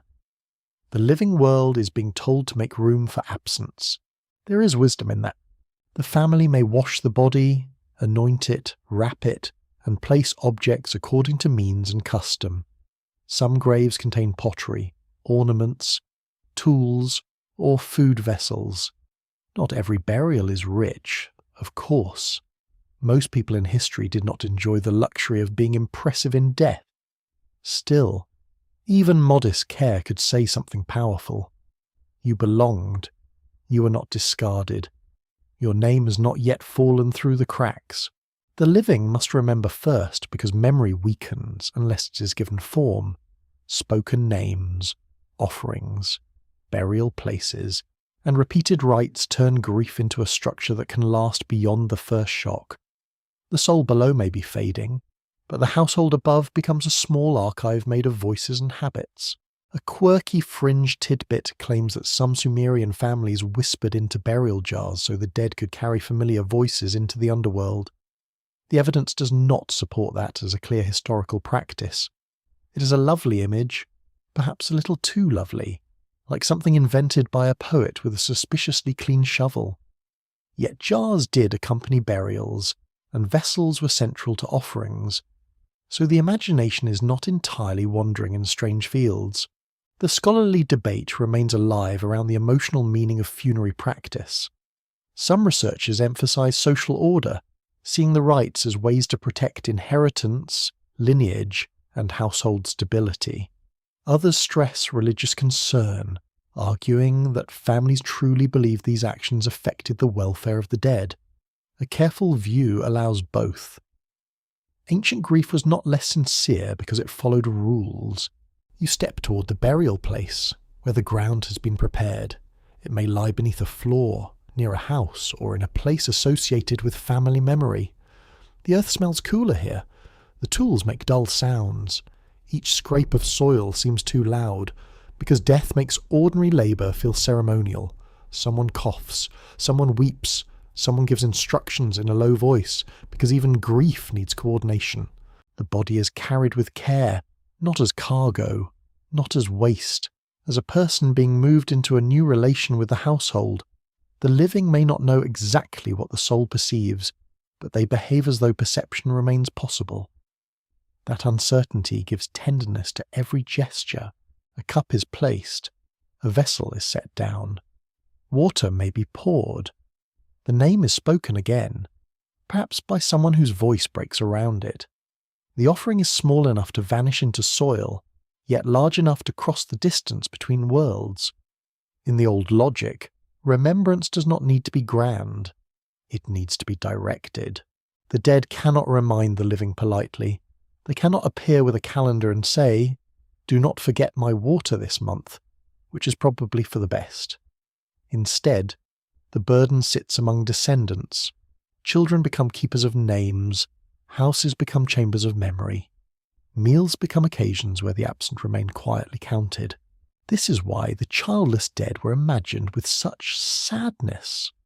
Without descendants, the chain of offerings could break more easily. Without a household voice, the ghost might lack regular care. In several Mesopotamian texts, the fate of those without proper burial or family support is described as poorer and more restless. The afterlife reflects the vulnerability of social isolation. You feel the force of that idea. A person does not survive death alone. Even kings require scribes, priests, heirs, monuments, and stubborn stone. Ordinary people rely on family memory, which is warmer but more fragile. A forgotten ruler may still leave a broken inscription. A forgotten mother may leave nothing but a silence in the bloodline. The living must remember first because remembrance teaches the dead how to be dead. The rites draw a boundary around panic. They say the body belongs here now. The name belongs in these mouths. The offerings follow this path. The household has changed, but it has not collapsed. The soul may enter darkness with at least one thread still tied. The funeral also teaches the living how to continue. That is not a cold thought. It is a merciful one. The family cannot remain forever in the first stunned hour. Bread must be baked, fields must be watered, children must be fed. Someone must argue about grain prices again, because civilization is relentless and slightly absurd. Ritual allows life to resume without pretending nothing happened. The lament lowers, then rises again. The sound wraps around the burial like cloth. It does not explain death. It accompanies it. There is a difference. Explanation tries to master the unknown. Accompaniment admits the unknown is too large, then walks beside it anyway. A council decree from later Mesopotamian legal traditions can show how deeply family, property, and continuity mattered in the region's social life. While such documents are not death manuals, they reveal a culture where names, heirs, obligations, and households carried enormous weight. The dead entered that same moral architecture, no longer active participants, but still bound to its beams. The burial is completed. Soil closes. The room or ground above becomes ordinary again, at least to anyone passing carelessly. Yet those who live there know the place has changed. A hidden presence has been added to the household. The dead are below, not as furniture, despite what the floor arrangement might suggest, but as ancestors in need of care and capable of memory through others. You notice how the first acts of remembrance do not feel like grand theology. They feel like housekeeping with cosmic consequences. Sweep the room, bring water, speak the name, place the vessel, cry properly, or at least try, return when the rite requires. Do not let the dead fall entirely into dust. That is the fragile bridge. Not a golden bridge. Not a bridge sung by angels. Not a bridge wide enough for certainty. It is made of repeated gestures, a small pour of water, a bit of food, a name spoken when no answer comes. The bridge holds only because living hands rebuild it again and again. Perhaps this is why most souls never remember the first hour clearly. The memory no longer belongs only to them. It is divided among mourners, objects, offerings, and the burial place. The dead carry impressions downward, while the living carry the story upward through days and years. Neither side possesses the whole truth. The sun rises over the city, touching the tops of walls and temple platforms with pale light. Smoke curls from ovens, canals begin to glitter. Somewhere beneath the floor or under quiet soil, the dead lie closer than comfort allows. Above, the living speak a name and pour water. The soul below turns faintly toward that sound, and for a moment, remembrance becomes food, direction, and mercy. The kings who try to return do not enter softly. They arrive through stone, gold, carved seals, buried chambers, and the heavy silence of servants placed too near power. Their tombs speak with a different accent from ordinary grief. They do not ask only to be remembered. They seem to demand that death itself recognize rank. You stand near the ancient city of where the ground once opened to reveal royal graves unlike the simpler burials around them. The air is dry, and the soil has the pale bitterness of a place searched by sun for centuries. Archaeologists found chambers holding ornaments, weapons, vessels, musical instruments, and the remains of attendants arranged with unsettling order. The dead rulers had not gone below empty-handed. Records and excavations from the royal cemetery of confirm that some elite burials in early Mesopotamia were furnished with extraordinary wealth. Scholars connected with the University of Pennsylvania and the British Museum studied these graves closely, showing how royal death could become a public display of power, ritual, and social hierarchy. The grave was not merely a hole in the earth, it was a statement. And what a statement! Even in death, Some people apparently insisted on excellent accessories, yet beneath the glitter lies a colder question. Why place so much beside the dead if the underworld reduces everyone to dust? Why send cups, lyres, ornaments, vehicles, weapons, and attendants into a realm where ordinary life cannot continue as before? Perhaps the answer is not contradiction. Perhaps it is resistance. The powerful may have hoped that status could soften dissent, preserve identity, or keep the first hour from dissolving too quickly. You imagine a royal funeral beneath a wide, pale sky. The city gathers at a careful distance. Priests move with practiced calm. Musicians play a slow pattern, not to entertain, but to thicken the air with meaning. The ruler's body is adorned, and the objects of life become signs for the world below. Gold catches the light one final time before entering darkness. The first hour for a king may have felt crowded, not with family alone, but with ceremony, office, memory, and political expectation. A king was not only a person, he was a name attached to land, labour, gods, warfare, justice, canals, and storehouses. His death shook more than one room. It disturbed the imagined order of the city itself, so the burial had to answer loudly. Even if the voice was solemn, it had to say that power had not vanished into confusion. It had to move the ruler into the realm below, with enough splendour to remain recognisable. The grave goods were not simple luxuries. They were arguments made in metal, shell, lapis-coloured stone, wood, and human arrangement. A quirky fringe tidbit claims that some royal Sumerian tombs were designed as launch chambers for the soul, with musical instruments acting as sound keys to reopen the road upward.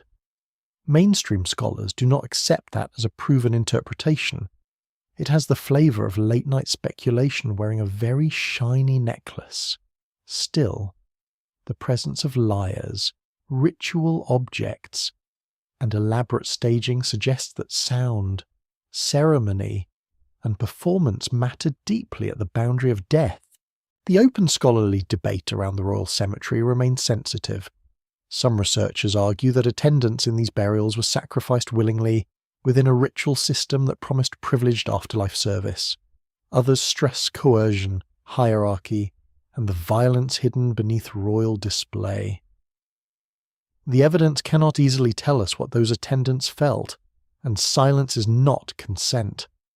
Ancient splendour often casts a long shadow. You walk in thought beside one of those burial pits. The arrangement is precise enough to feel almost theatrical. Bodies lie where ritual placed them. Ornaments remain near bones. Musical instruments, crushed by time, still suggest sound no living ear can recover. The scene is beautiful and disturbing, as history often is when it stops trying to flatter us. The kings who tried to return may not have expected literal return to the living streets. Their struggle was subtler. They wanted to return through memory, through inscriptions, through offerings, through descendants, through the continued recognition of rank below and above. In Mesopotamia, a ruler could outlive breath by becoming a name that institutions kept speaking. Royal names were written, copied, praised, cursed, and sometimes erased. A king's memory depended on scribes as much as on blood. The tablet could preserve what the body could not.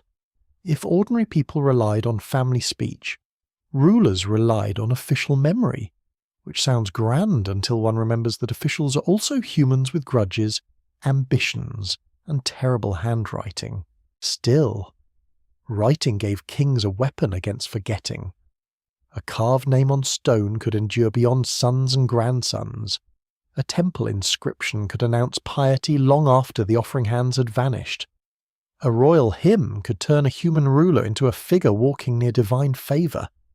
The first hour after death might strip identity, but the city tried to rebuild it from words. You feel the soul of a king moving toward the underworld, heavy with titles, king of a city, builder of walls, beloved of a god, shepherd of the people, conqueror, judge, canal maker, feast giver, tax collector, depending on who is telling the story and how generous they feel. Titles gather around him like garments, yet dissent always asks for removal. This is where royal fear becomes human. Beneath the ornaments, the king must face the same thinning as anyone else. His breath has left. His hand no longer commands. His seal cannot press new orders into clay. The servants of the underworld are not impressed in the same way courtiers were trained to be. Death has very poor court etiquette. The heroic literature of Mesopotamia also carries this anxiety. Stories of mighty figures seeking fame, resisting mortality, or descending into regions of the dead reveal a culture deeply aware that greatness cannot cancel the human end. The hero may win battles, build walls, or wrestle monsters, yet the underworld waits without applause. Fame becomes the substitute for return. Fame is not life, but it is not nothing. The royal tombs show one answer to death. Surround the body with abundance. Give the ruler objects of identity. Place attendants nearby. Make the grave a miniature court, a final palace beneath the earth. If the dead must enter a house of darkness, perhaps they can enter as rulers still. Perhaps the underworld will recognize the language of wealth, but Sumerian death belief keeps undercutting that hope. All dead require care. All dead depend on remembrance. Even royal spirits need offerings, names, and ritual attention. Splendor may strengthen memory, but it cannot restore breath. Gold survives the grave better than flesh, which is impressive for gold and rather discouraging for everyone else. You stand at the threshold of the royal chamber as lamps flicker. The scent of resin, wool, and metal fills the air. The ruler lies prepared. The attendants are still. The instruments wait in silence. Above, the city holds its breath, because a king's death creates a dangerous opening. Who rules now? Who speaks to the gods? Who controls the grain? Who gets blamed when the canal fails? Royal funerals protected more than the dead. They protected the living from political rupture. By staging descent as order, the city told itself that power continued. The old ruler passed below. The new order above could begin. Ritual becomes the hinge between grief and government. Perhaps the kings who tried to return returned only as pressure. Their tombs pressure the imagination. Their names pressure tablets. Their wealth pressures archaeologists to ask uncomfortable questions in tidy museum rooms. Their dead attendants pressure every easy story about ancient grandeur. The return is not triumph. It is disturbance. The first hour after death for such rulers may have been thick with resistance. Titles clinging, ceremonies sounding, objects declaring status, mourners performing loyalty, scribes preparing memory. Yet the soul still moved toward dust, where identity had to be rebuilt by offerings and speech. The king entered darkness with more noise than others, but the darkness remained. You notice the irony gently, because irony is safer when whispered near tombs. The rulers who gathered the most around themselves reveal the greatest fear of losing everything. Their elaborate burials do not prove confidence alone. They may also confess dread. The more a grave insists, the more you hear the question beneath it. Will I still be known? The royal chamber closes. Earth covers brilliance. Music ends. The city returns to hunger, trade, quarrels, births, and anxious politics. Beneath the soil, gold does not remember the owner. It only shines when someone opens the dark again. The name survives if the living continue to speak it. And so, the kings who try to return do not rise from the underworld in bright victory. They return through broken tombs, studied bones, careful excavation, and the uneasy feeling that even the greatest dead were still asking for someone to remember them. The goddess opens the deep door, and even divinity grows quiet before it. You feel the air change as her footsteps approach the first gate. No mortal funeral surrounds her. No family carries water. No child speaks her name with trembling lips. She comes crowned, powerful and radiant, yet the road beneath the world does not bend for brightness. In the old Sumerian story, Inanna descends into the underworld. She is queenly, dangerous, beloved, and far too confident, which is usually how trouble finds the best entrance. Her journey is preserved in ancient tablets, studied by scholars at major institutions, including the University of Pennsylvania, Yale, and Oxford. The tale is one of the most important surviving Mesopotamian visions of descent, stripping, silence, and return. That fact gives the first hour after death a divine mirror. The goddess is not an ordinary soul, but her descent reveals the logic of the lower world. Nothing enters fully armed. Nothing carries all its ornaments into the dark. Power must be reduced at every threshold. Identity is not destroyed in one blow. It is taken piece by piece. You stand before the first gate with her. The darkness ahead is not chaotic. It is procedural, calm, and terribly old. A gatekeeper asks questions. A command is given. Something must be removed.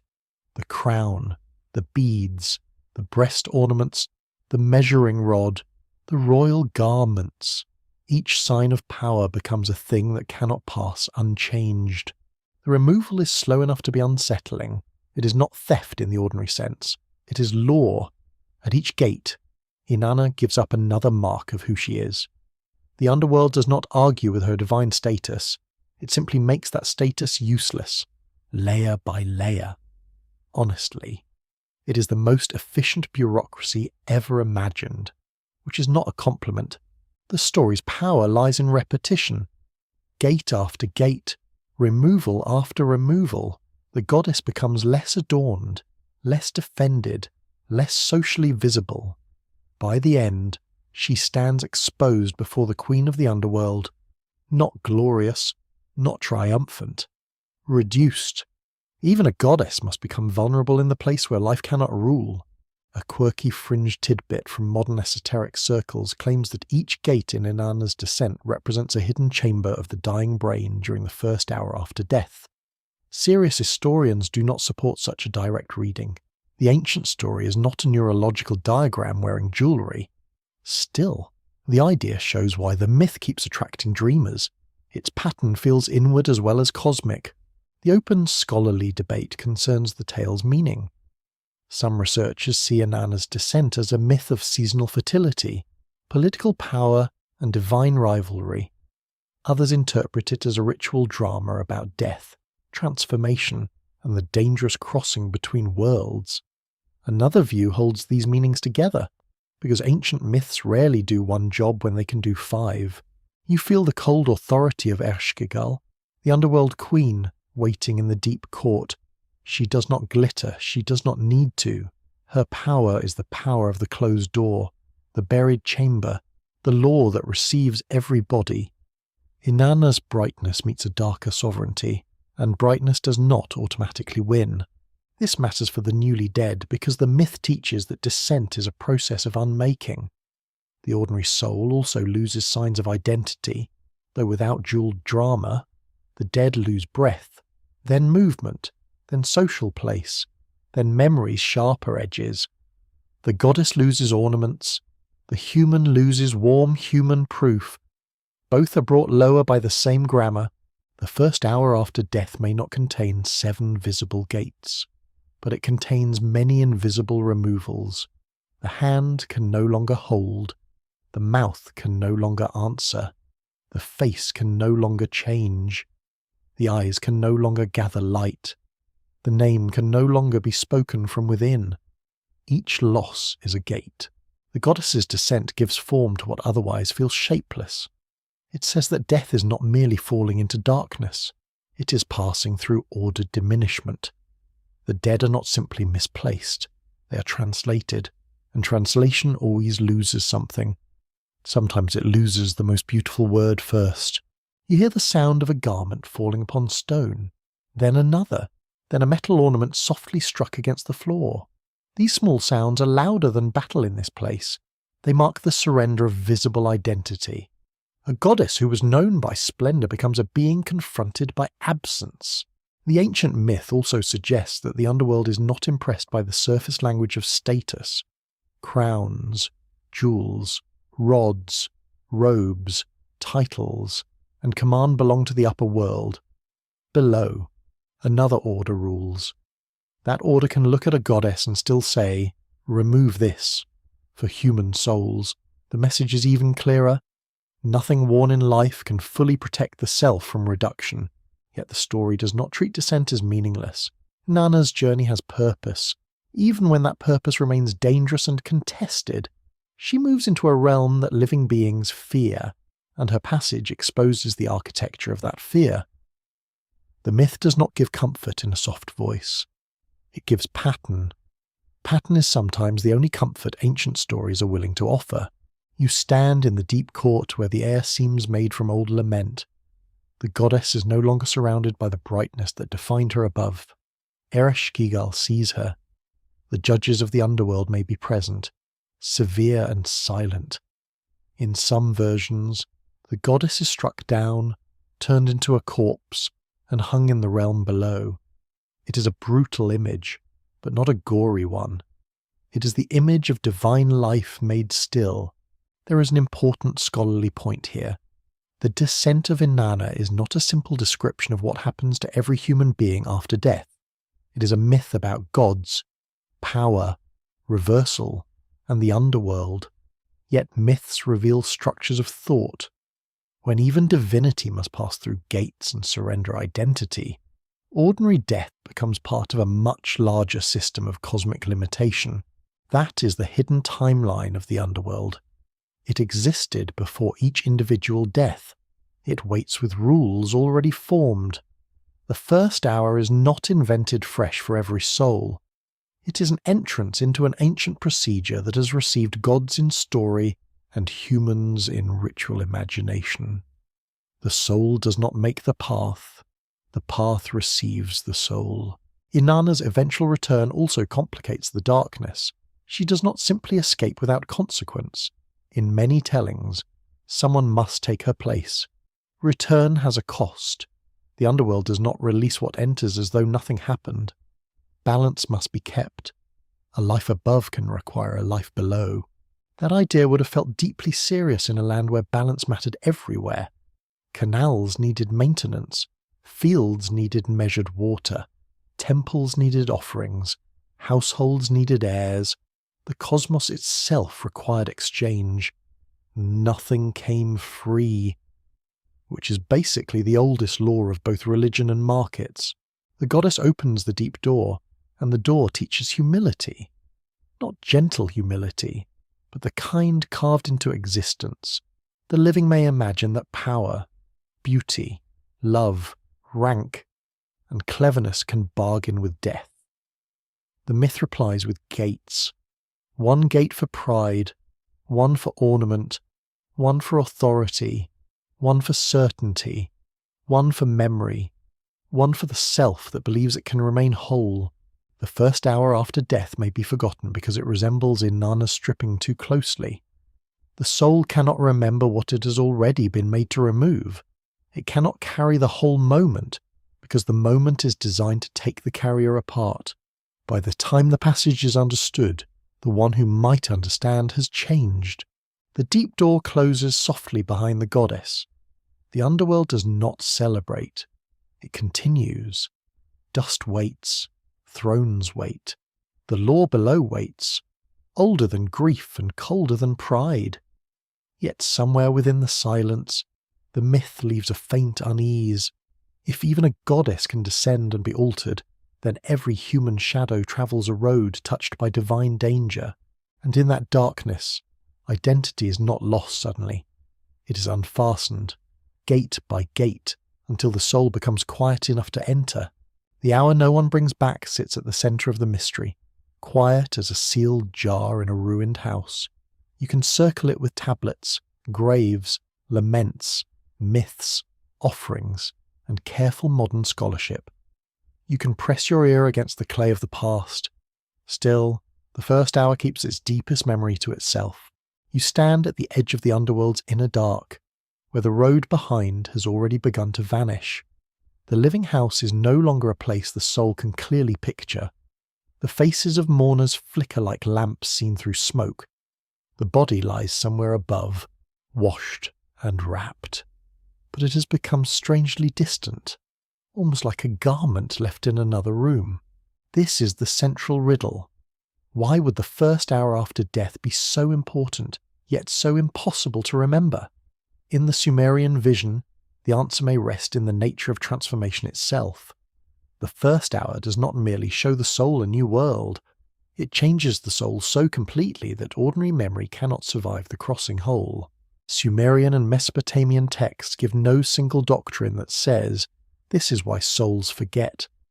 Ancient scribes, being inconsiderate toward future documentary narrators, did not leave a neat chapter heading for the question. Yet records of ghosts, burial duties, underworld hunger, divine descent, and ancestor offerings all point toward one idea. Death weakens personhood, and remembrance must be supported from outside. That is the mainstream fact drawn from the evidence. The dead are often treated as dependent beings. Their condition can improve or worsen according to burial, offerings, descendants, and ritual attention. Scholars from major universities have studied this dependence as a key part of Mesopotamian afterlife belief, showing that the dead remained socially connected, though deeply diminished.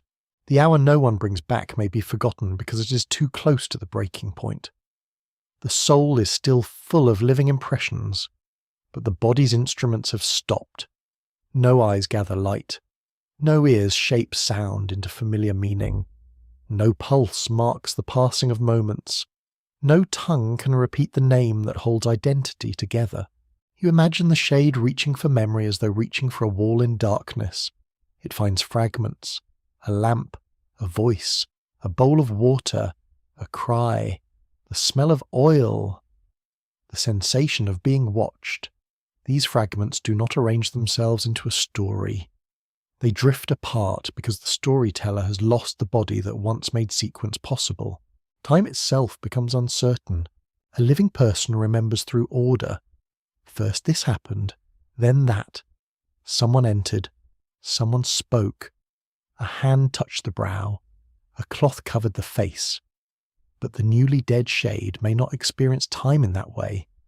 The first hour may not feel like an hour at all. It may feel like a long room, a falling sound, a lamp going out, and a road beginning beneath the feet. A quirky fringe tidbit claims that ancient Sumerian priests could recover a dead person's first hour by sleeping beside the grave and listening for dream speech. The evidence does not support this as a confirmed Sumerian practice. It sounds deliciously mysterious, and therefore suspiciously convenient. Still, Mesopotamian traditions did take dreams and ghostly messages seriously. So the idea clings to the edge of plausibility like a moth near lamplight. The open scholarly debate concerns whether the dead were believed to remember their earthly lives clearly in the underworld. Some researchers emphasize continuity, since ghosts could know their families and receive offerings. Others stress reduction, since underworld descriptions show the dead as dim, hungry, and stripped of ordinary powers. The older texts leave room for both. A ghost may remember enough to suffer, but not enough to explain. That is a difficult kind of consciousness. Enough self to feel loss, not enough self to master it. You sense the shade trying to turn back toward the living, but turning back now means turning toward confusion. The house is no longer a stable image. It appears as warmth, then sound, then the shape of a doorway, then nothing. Memory does not vanish like a candle blown out. It thins like smoke in a courtyard after dawn. The first hour may be unrecoverable because it belongs to neither world. The living cannot describe it because they remain outside it. The dead cannot describe it because entering it alters them. The tablets cannot describe it directly because writing belongs to the living hand. This leaves only ritual, myth, and poetic anxiety. The 3 old witnesses who always arrive wearing veils. Perhaps every culture meets this limit. The final breath can be watched, but not followed. The body can be touched, but not accompanied all the way inward. The first hour after death is the most observed unknown in human life. Someone may sit beside the bed, count breaths, whisper a name, and still lose the person at the exact point where knowledge would matter most. The Sumerians faced that limit without pretending it was gentle. Their underworld is not soft comfort. It is a dim order where human beings continue as shadows, needing care, food, water, and names. This is not despair alone. It is also honesty. They knew that the self depends on others more than pride admits. A person is not remembered by the dead person alone. A person is remembered by households, objects, children, stories, debts, songs, and little habits repeated after they are gone. The dead carry only a fading share of themselves. The living carry the rest, sometimes badly, sometimes tenderly, often while misplacing things and blaming someone else. Humanity remains very consistent. You walk deeper into the dark, and the silence grows almost soft. The soul is not screaming. It is not enlightened. It is being rearranged. The first hour becomes less like an event and more like a dissolving boundary. It is the place where a person stops being the keeper of their own life and becomes kept by others. This explains the terrible importance of offerings. They are not just food and water, they are acts of external memory. Each libation says, "You still have a place." Each spoken name says, "Your shape has not fully collapsed." Each visit to the grave says, "The road between us is narrow but not closed." Yet the first hour itself remains beyond retrieval. The living can maintain the dead, but not restore that crossing. They can feed the ghost, but not give back the first clear moment after breath. They can preserve the name, but not return the self to its former grip on memory. The passage has already done its work. A serious historical fact sits quietly here. Ancient Mesopotamians often linked a better afterlife condition with proper burial and descendants. Those without burial or family offerings were portrayed as deprived and restless. This suggests that memory and ritual support were not optional decoration. They were part of what made death bearable in the ancient imagination. The first hour no one brings back is therefore not empty. It is crowded with losses too subtle to witness fully. The loss of inner speech, the loss of bodily time, the loss of ordinary hunger, the loss of answering when called, the loss of being able to say, "This is happening to me." You pause in that thought, it is enough. Perhaps the soul never remembers because the hour is made from unremembering. Its purpose is not to create a final memory, but to separate the dead from the living world's immediate hold. Too much memory would make departure impossible. A soul that remembered every voice, every touch, every object, and every love with perfect force might never move at all. So the underworld takes gently and without apology. It takes the sharp edges first, then the colours, then the sequence, then the certainty that the name belongs from within. What remains can still receive offerings. It can still be soothed or troubled. It can still be called, but it cannot bring back a full account of the hour that unmade it. And that may be the hidden truth resting in the clay. The first hour after death is not forgotten by accident. It is forgotten because forgetting is the doorway. The unfinished whisper below does not rise as an answer. It rises as a feeling, faint and persistent, like cool air coming through a crack in an ancient wall. You stand between the clay tablets and the darkness they describe, aware that neither archaeology nor myth gives the whole shape of death. They give signs, they give edges, they give the pressure of a hidden room. The old Sumerian world has left you broken voices, a ghost needing water, a name needing speech, a road beneath the earth, a gate that opens inward, a goddess stripped of power, a king buried with splendour, still unable to command breath back into his body.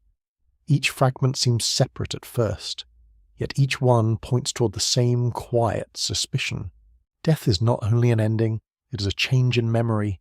The mainstream historical record confirms that ancient Mesopotamians cared deeply about burial, offerings, ancestral remembrance, and the condition of the dead, tablets, myths, rituals, and excavated graves reveal a society that treated death as a continuing relationship, not a clean disappearance.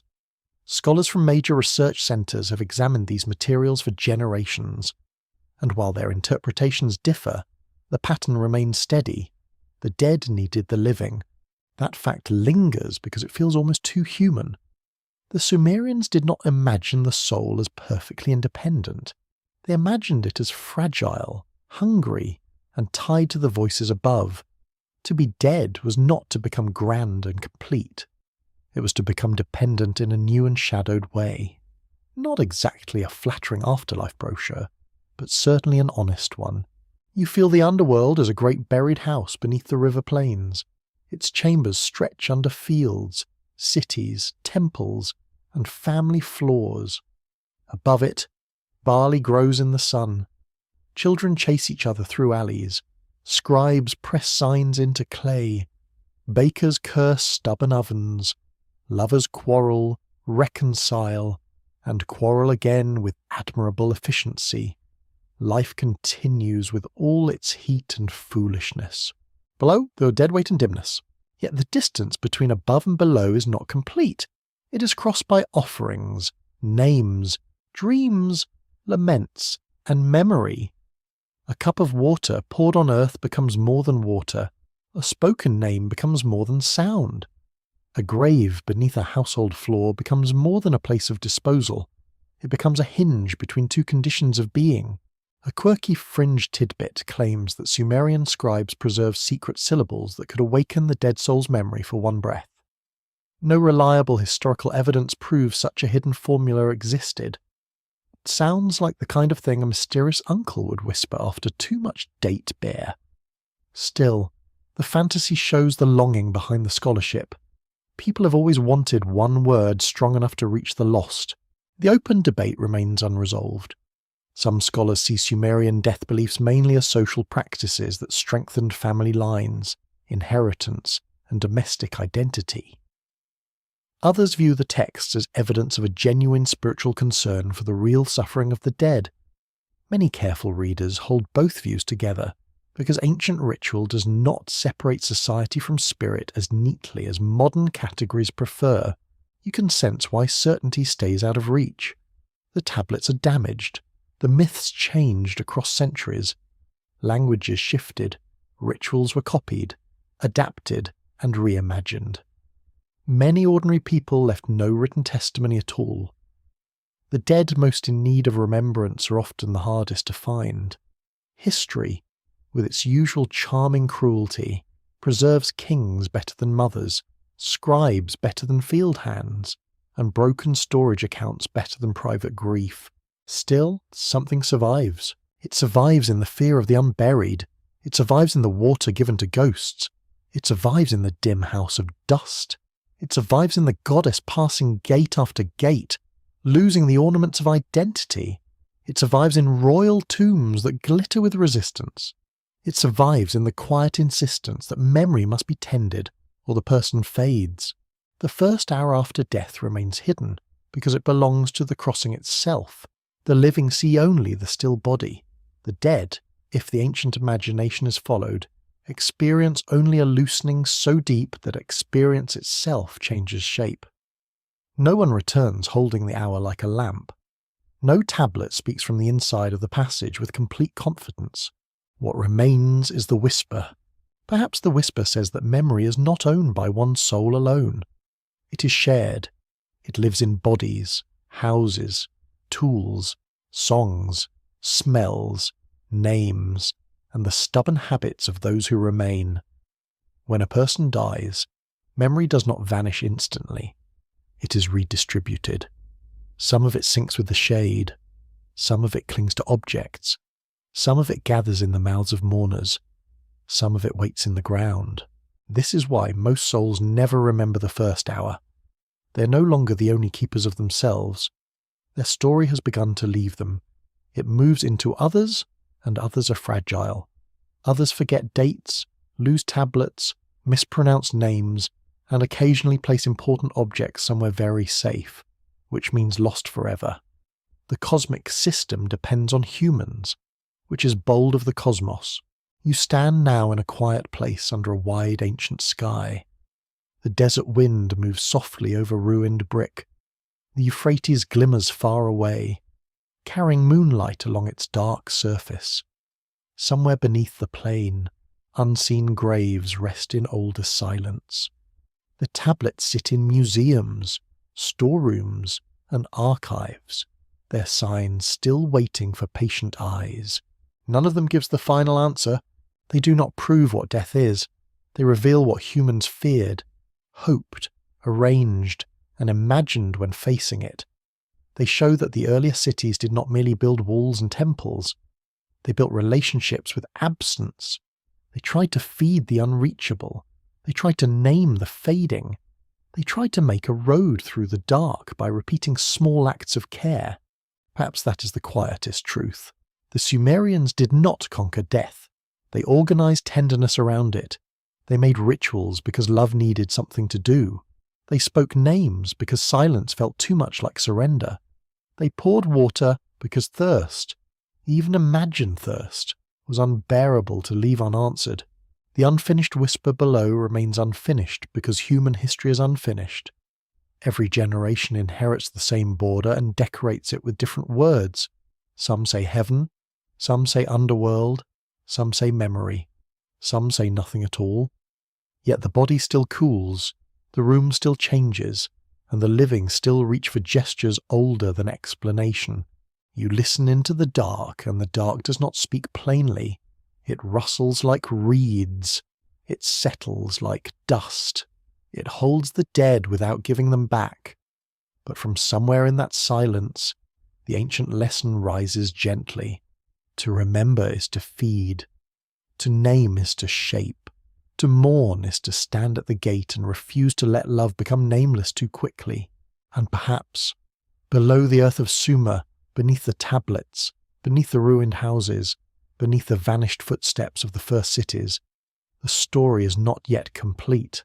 Now the images begin to soften, the road of dust grows quiet, and the gate beneath the world no longer feels close. It rests far away, behind layers of earth, history, and sleep. The lamplight in the ancient house lowers until it becomes only a warm dot in the dark.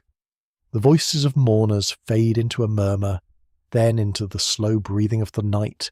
You do not need to solve the mystery now. No one has solved it completely, not the scribes, not the kings, not the patient scholars who turn broken clay beneath careful light. The old tablets have given their fragments, and fragments are enough for this hour. They do not demand belief. They ask only that you listen.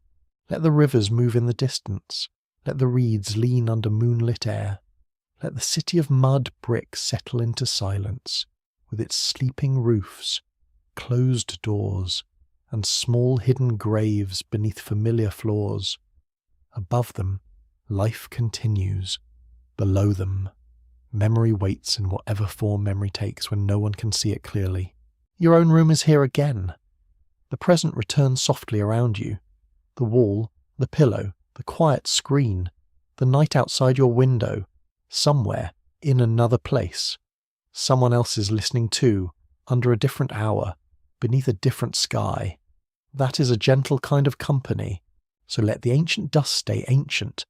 Let the unanswered question remain unanswered. The Sumerians left us no final map, only a dim road, a cup of water, a spoken name, and the feeling that love tries to cross even the deepest dark. Rest now. The tablets are still. The river is slow. The underworld door is far away. And the whisper below sinks back into the earth, unfinished, patient, and calm. End of script. Good night.